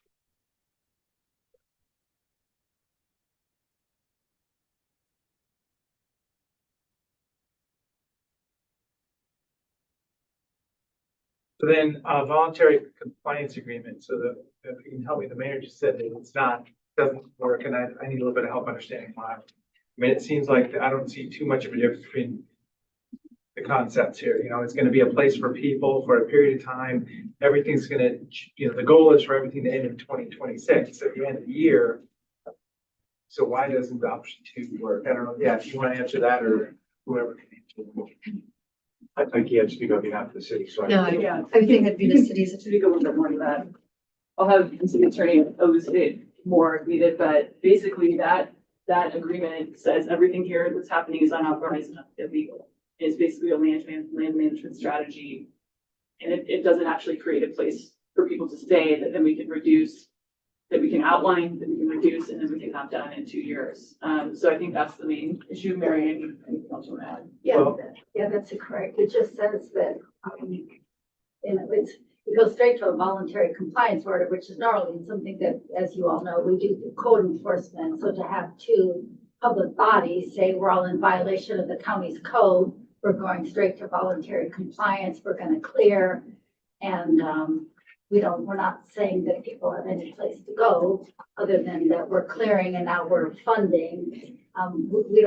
We can do that on our own. We actually have a land management policy that allows us to clear public land that follows the state statutes, the 195/500. If we want to clear land, we would do it under our land management policy, under state law, rather than through a voluntary compliance or through the bodies. That doesn't make legal sense to us to do it that way. Like, why would we do it through the bodies adopting a resolution? The resolution, the entire intent, going back to the joint meeting, was to say, we've got an unsafe area, we want to provide services, and we want to see if we can come up with a place for people to legally camp. That was the direction from you all, was our understanding. So we talked about the temporary safe state area. How do we get there? So that's what we tried to do from our end, is how do we have a place where we can do what you wanted to do, was provide services, provide sanitation, what's happening now, but in a more managed way. So we did the TSSA under House Bill 2006. That was the proposal that we brought forward.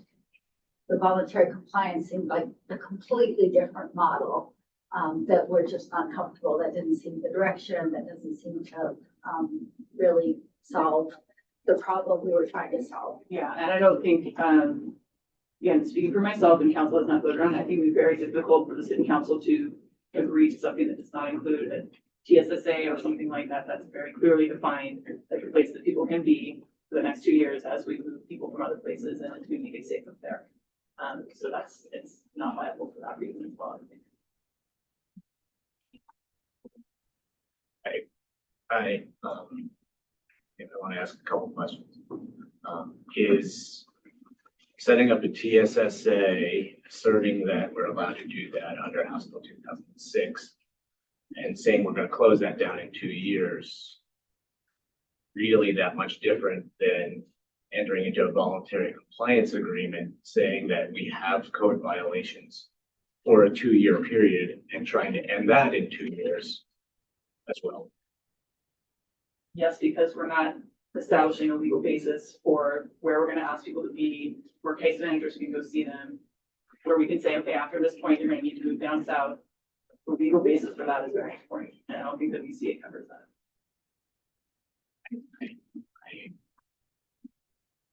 Following, I mean, We can disagree. I think we disagree on this, yeah, Commissioner Chang, but that's the position of the city at this point. Voluntary compliance agreements, agree that we have a code violation and set a timeline and set steps to remediate them. And, at the end of 2 years, we're doing the exact same thing. It's my impression that at least the VCA, covers us in terms of the code violations that we have. That I think we all should acknowledge that we have. There was a lot of discussion at prior meetings about how, the county takes code enforcement actions against a lot of property owners all over the county. And we are, right now, we're not really doing anything to ourselves while we have these code violations that we acknowledge. We can agree to disagree, but I didn't hear anything that is going to make me agree. That's fine. I think what you're hearing from us today is that option 3 is something that the city can support at this point, that we can bring to council, that I can bring to council with support. So if we have 2 votes for that, we can move forward. I think if we don't have the votes to support a resolution, either 1 or 3 that's in front of you today, we're not gonna be able to move forward with this concept and work collaboratively together. And we really would like to do that. And that was what we came out of that joint meeting wanting to do. We do want to work And I know together. you do too. So And- that's just what our position is and. And I do want to split the costs and, you know, because we have to get something done. Government, you know, we've been kicking this can and we've had 2 years of code on ourselves. We had it last year and then this year, and you know what? We need to pick it up Yeah, and this, for everyone. this isn't a code violation case, I think, from the perspective of the city. This is a safety issue for everyone out there. And so we want to have the path forward to the vision that we put together for safety at that meeting. And I think that if option 3 goes forward today, we can continue to do that. So. Yeah, So back- that's just a different model. We're saying that we do think vehicle camping can be legally allowed. That's where we're just fundamentally disagreeing. You're saying that you think through code enforcement, we can allow something to continue for several years with case management, and I think we prefer to just be upfront and say, we think we can allow on public land, vehicle camping along with the services that we want to provide. There's nothing that makes us allow that for years on end. You have the ability to allow on public land vehicle camping for a limited amount of time for a whole variety of policy reasons. We're trying to just do that in an upfront way through this resolution. Thank you. Thank you. Yeah. Thank you, Mary.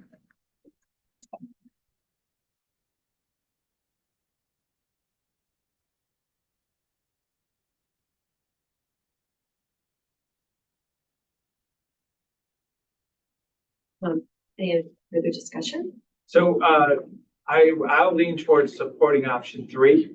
I think we're gonna be in this interesting situation where some people envision creating, infrastructure here. This is a place for people. Let's make it a controlled and maintained place for people. So then a couple of years from now, at the end of December 2026, we're gonna have defined campsites and roads and neighbor relationships. And it's gonna sound like, well, we shouldn't let this campground go. And that's why the same situation I was at previously, where I'm like, let's not define it other than these acres and for people to be.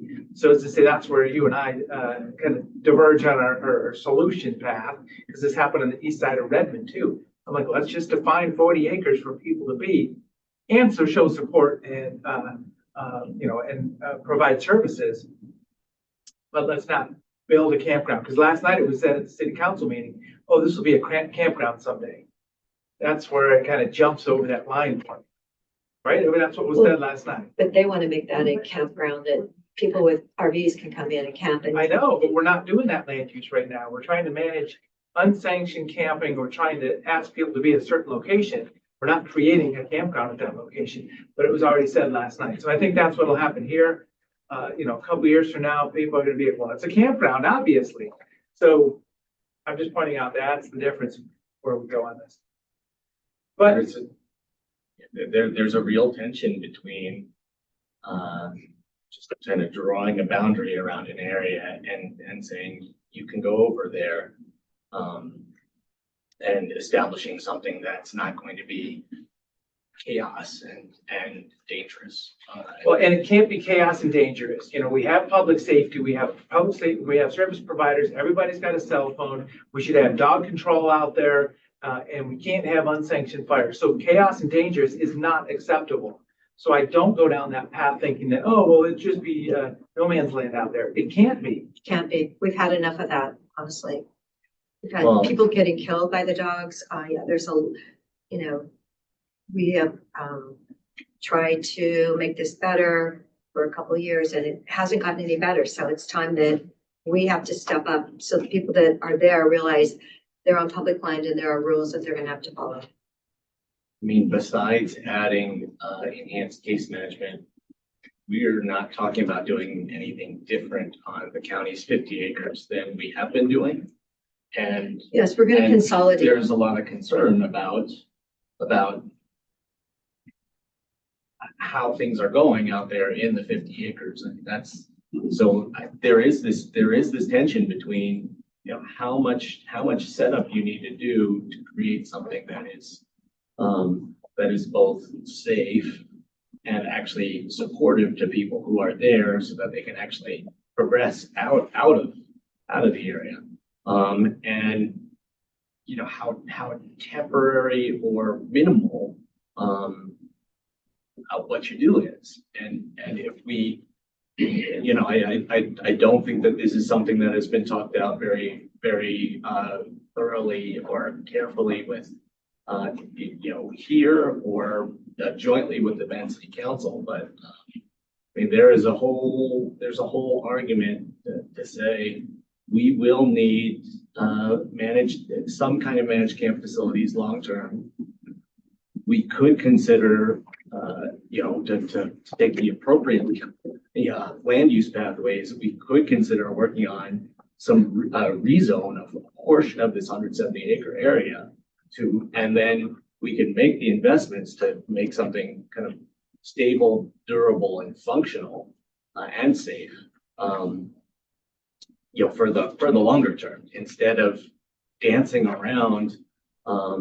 You know, this is a temporary area, but we want to, you know, we want to offer enough services that it works, that it's functional, but we don't want to assert that we're doing something that is an allowable land use. I mean, we are, you know, a lot of the reason I think we're tiptoeing around these issues is because we don't have a clear long-term vision of where people are going to go or whether there might be people here, but maybe after 2 years. Well, so I do support practicing. This is practicing a solution at this point. We've been stuck in this kind of quagmire for a while now, and I do support going forwards. You know, having a legal foundation for temporary safe stay area. This is a temporary safe stay area. We're using those words. It's under state law, and it could be, you know, legally interpreted differently, but I do support that. The voluntary compliance agreement is a parallel path, and we are in that scenario. But so that's, I do get to this option 3, and I'll support that. So yeah, I mean, I'll make the motion right now. If we're ready. Yes. So I'll move approval of. It's going to be the same resolution number 2024-046, I think, same number, with the addition of limiting acreage over time and then 50-50 partnership with the city, which was mentioned.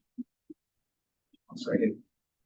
Okay, it's been moved and seconded. Any further discussion? 2 other requests that we can start to build into this. I want to see a report every 2 weeks and not demanding that somebody does it, but let's get ourselves organized so we have a report every 2 weeks, whatever that looks like. You know, who's going to be a lead kind of reporting agency? We have the coordinated homeless office. We know how to structure for emergencies in like during fire season. We just had it. I'm trying not to use the word incident command system.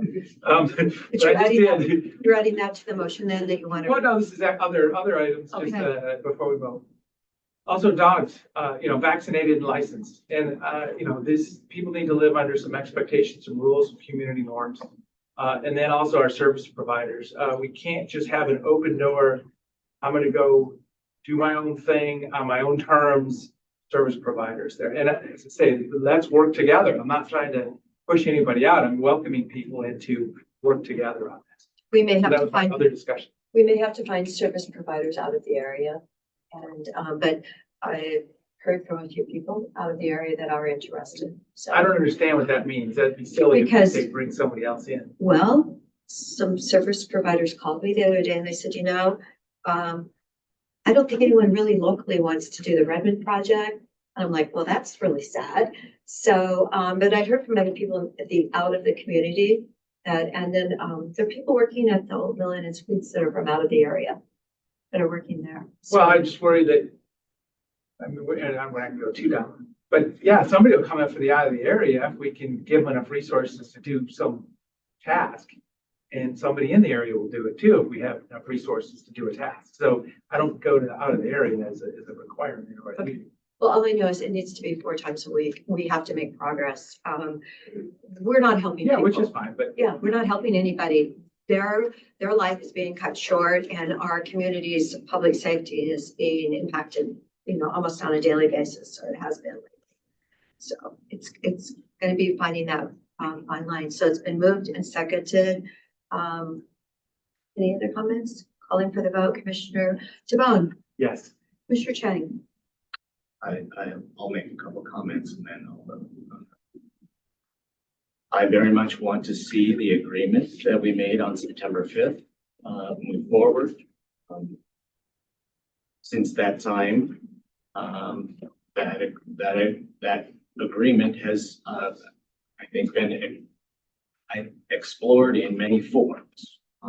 We are hearing from the city of Bend that they will only accept one form of that agreement to move forward. While I really believe that we could have proceeded in a number of ways, if this is the only way that we are going to get our agreements from September 5th implemented, then I will vote yes. Okay. And the chair votes yes. So, Mary, the pressure's on you. And I know you have a really good relationship with people in Salem. So let's put that into the record. Thank you, Commissioner. Thank you. No, thank you. So it is in the notes, and every 2 weeks we need to report where it's going. We should handle it just like we're handling the Redmond, where they're meeting every 2 weeks and we know what's going on. Our staff, we've got a lot of it, working in the homicide. We've got a lead force, but I don't know that that's staff person. Right. When I get it off the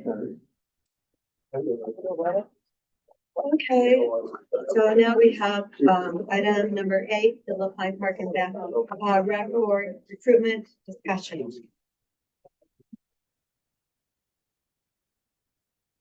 I guess I didn't want to.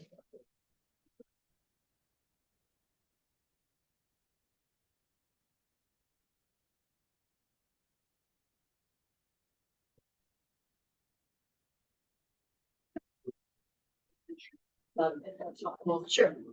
Just for anyone that may have joined the live stream this morning, we conducted interviews during the first portion of your meeting with interested applicants for the LaPine Park and Rec Board.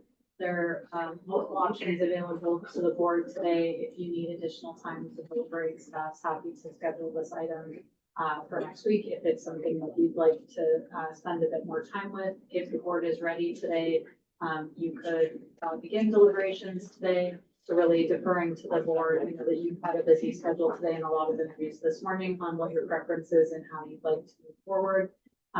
We would be seeking at some point the 5 appointments for the 5 open positions on the LaPine Park and Rec Board. I'll turn it over to the commissioners for discussion. That's a great idea. I know. Yes. Well, what's everyone's preference? I'd like to give it a try right now. See if we can get there. Are you okay, Commissioner Chang? I think it would be great if we kind of put our top 5, 6, 7, like on paper, line those up and saw where there was alignment. But but if you want to just kind of free for all it, then we can do that too. Do the top. How about the top 7? I figured bring out your top 7. I've got 8 highlighted, but I could drop one.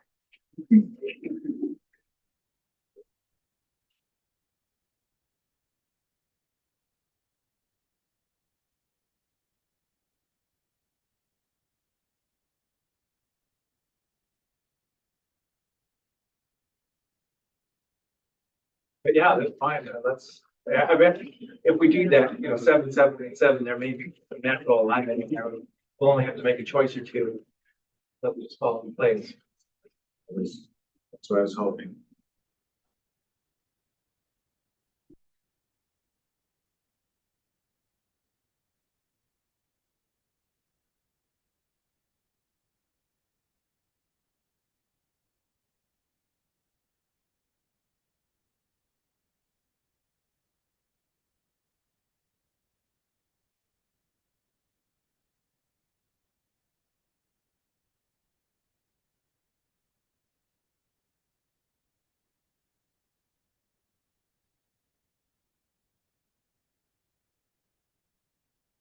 Okay, so now what do you want to do with our top 7? Identify those now and see where there's alignment, or did you want to do that outside of the meeting and we'll collect those and then bring them back? Yeah, you guys collect them and bring them back. Would you like to come back recess today? Yeah, and come back have us today. do that, or would you like to have us come back next week, or? Oh, we need to let these people know now. Okay, I just. Yeah, no. If it seems viable, Okay, Nick and I we'll review those and then, Okay. I don't think that should take maybe 10 10 minutes. minutes, then recess, and then we can reconvene. Does that sound good? Sure. Okay. I was thinking like, get it on an Excel spreadsheet and you'll be asked and done. So, okay, yeah, so we'll hand them it, and then the meeting will just be, we'll just go to recess for 10 or 15. Okay, great. Okay.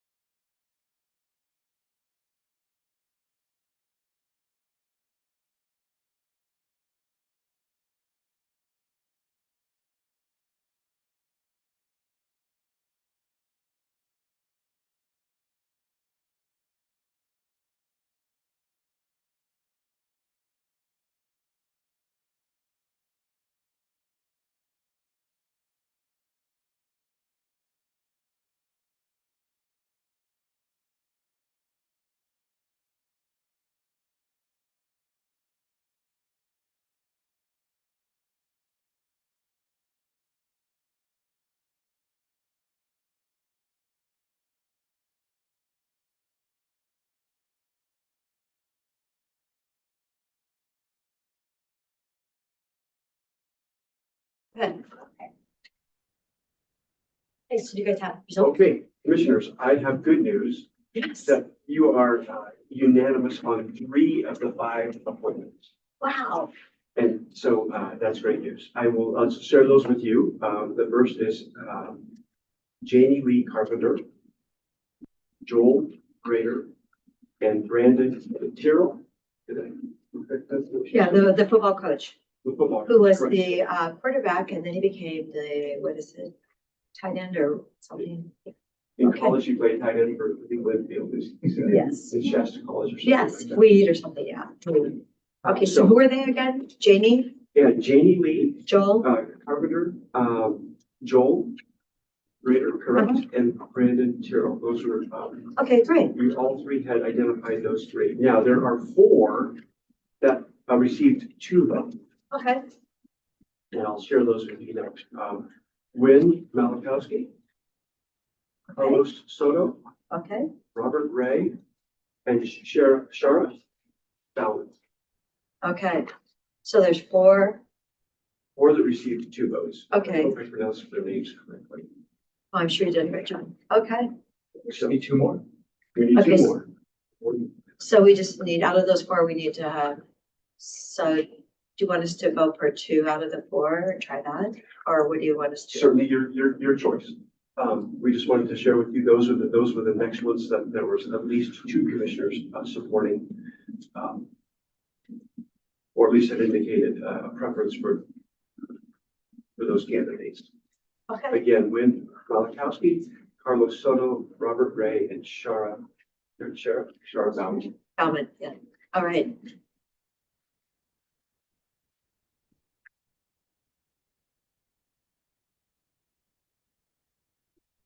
What's the best way to do this?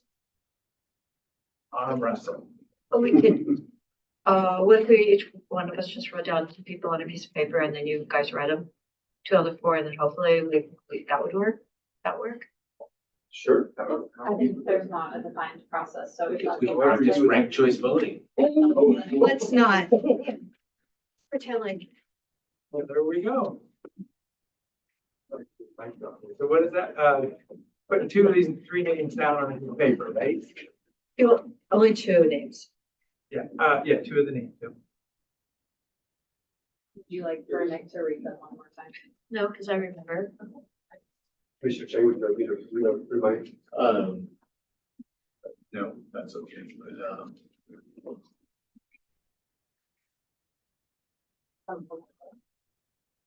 Okay, here you go. I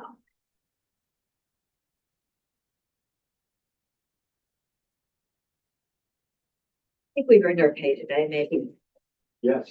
maybe not.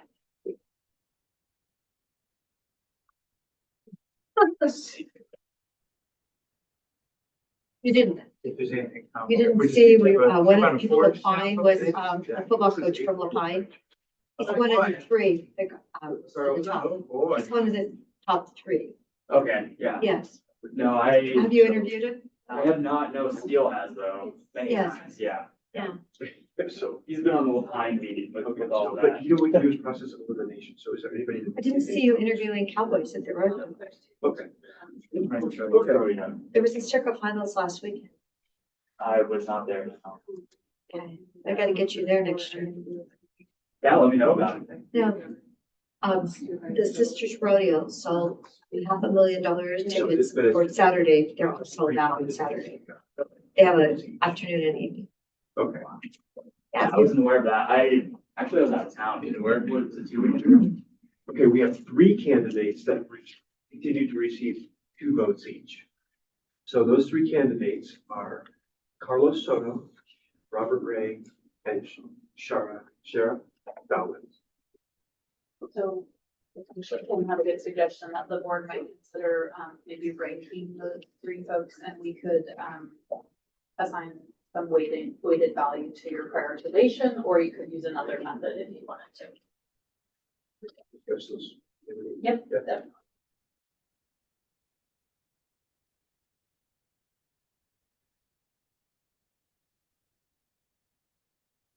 We need 2, right? Correct. Yes. discuss first or However you. Whatever the next whatever we want to do for the next process. rank, our score out of what? Put them in order. So, and then, Shara was 3, okay. Oh, okay. 3 names are there. Put them in order, not Okay. assigning 1 to 10. Okay, so we can do that. All right.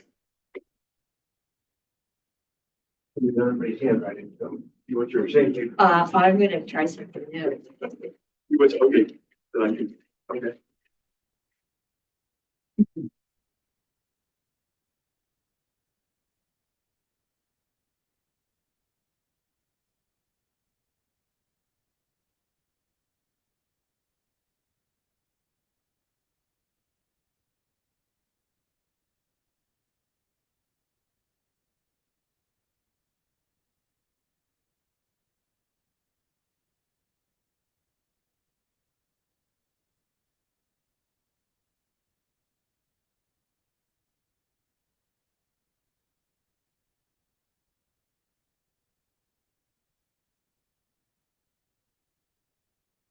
There were? It's probably not. That didn't help, did it?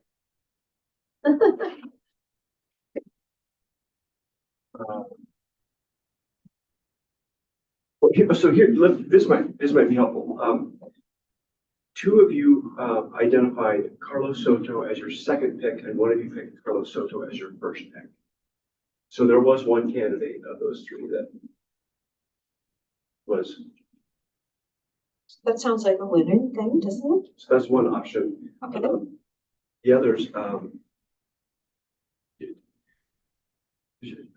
Shara Bauman was first for 2 and third for the other. And Robert Ray was third on 2 of your picks and second on another. So Shara, if Shara was first on 2? Shara was first on 2 and third on 1. Oh, God. Oh gosh, I'm sorry. I'm so toast. Thank you. Scratch everything. I was looking at them written down and I thought they were all in the same order. Oh, yeah. Okay, I'm sorry. Okay. Nick, you've got to do. Okay, so Carlos Soto was number 2 across the board. Okay. Okay, that one's out. Okay, so now you can help me with the next one. So now, as I look at that, so. Okay, so Robert was Ray 1 for 1. Was 1 for 1 and 2 and 3 for the other 2. Shara was the reverse, they're the same. No, Shara was first for 2. Shara was the first for 2 and 3 for 1, and Robert Ray was just the opposite. 1 for 1 and 3 for 2. Okay, so it sounds like Shara's not ahead. You did a ranked choice voting. So Kim has scored then. It's not ranked choice. Oh, good. And Thank you. Shara would, go ahead. I don't want. Shara would have 7 points, and she would have a score if you gave her 3 points for each first number 1 slot. Yes. And 1 point for the Very next slot. good, Kim. Okay. And then Carlos would have 6 and Robert would have 5. Oh, that close. Oh, That's fabulous. Okay, so are we good then? It's- You're welcome to discuss, we can move forward No. based off of that. We're so lucky. Hopefully they can all meld together and actually hit their budget. That's fine. Yeah, I mean, there was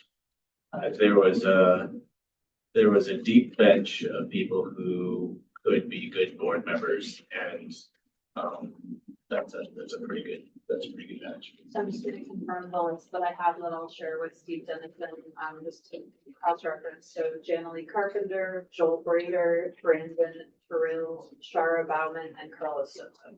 Yes. Correct? Okay. So we'll communicate that to Steve, and then send, follow. Yeah, no, I would, do a formal motion and then direct staff to send. Send letters. Yep. So we can come back, we'll do it on it. Yeah, I support that. Is there any way that it could be official sooner? Because the consent agenda wouldn't be until what, next Monday? Well, my suggestion would be that you do a motion where Yeah. you would direct staff to go ahead and issue those appointment letters. Okay, Do that okay, I didn't hear immediately that. Rather than bringing it I was back thinking. at a future meeting. Okay, So good. We can have the letters created, we can sign them and send them up from this motion. Correct. I support Excellent. that. Okay, somebody want to make the motion?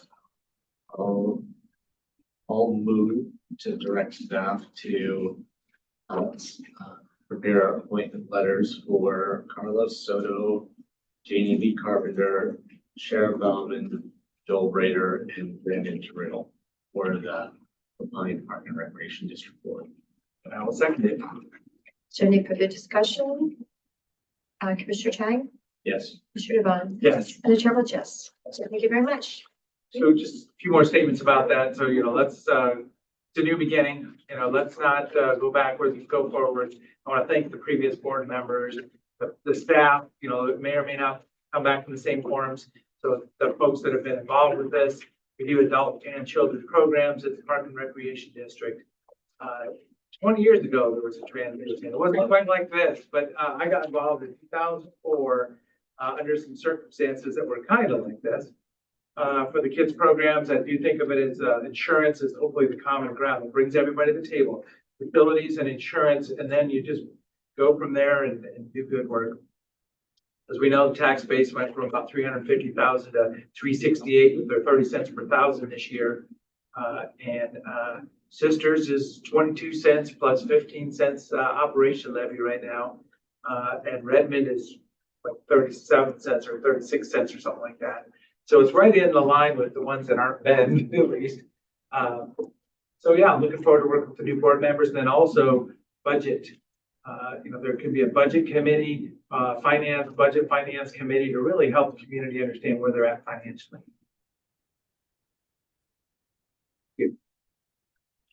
Thank you. Yeah, thank you to everyone who applied.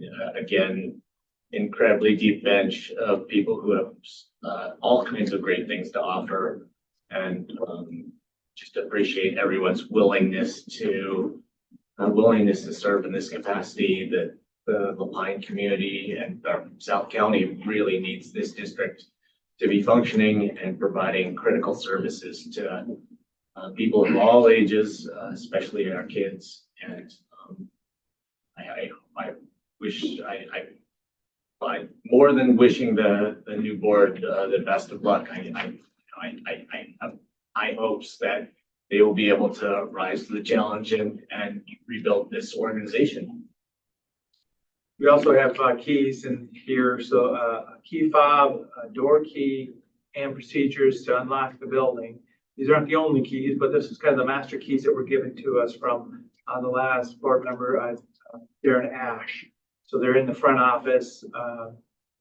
I may be able to just grab them and hand them to one of these new board members, but they are here at our office.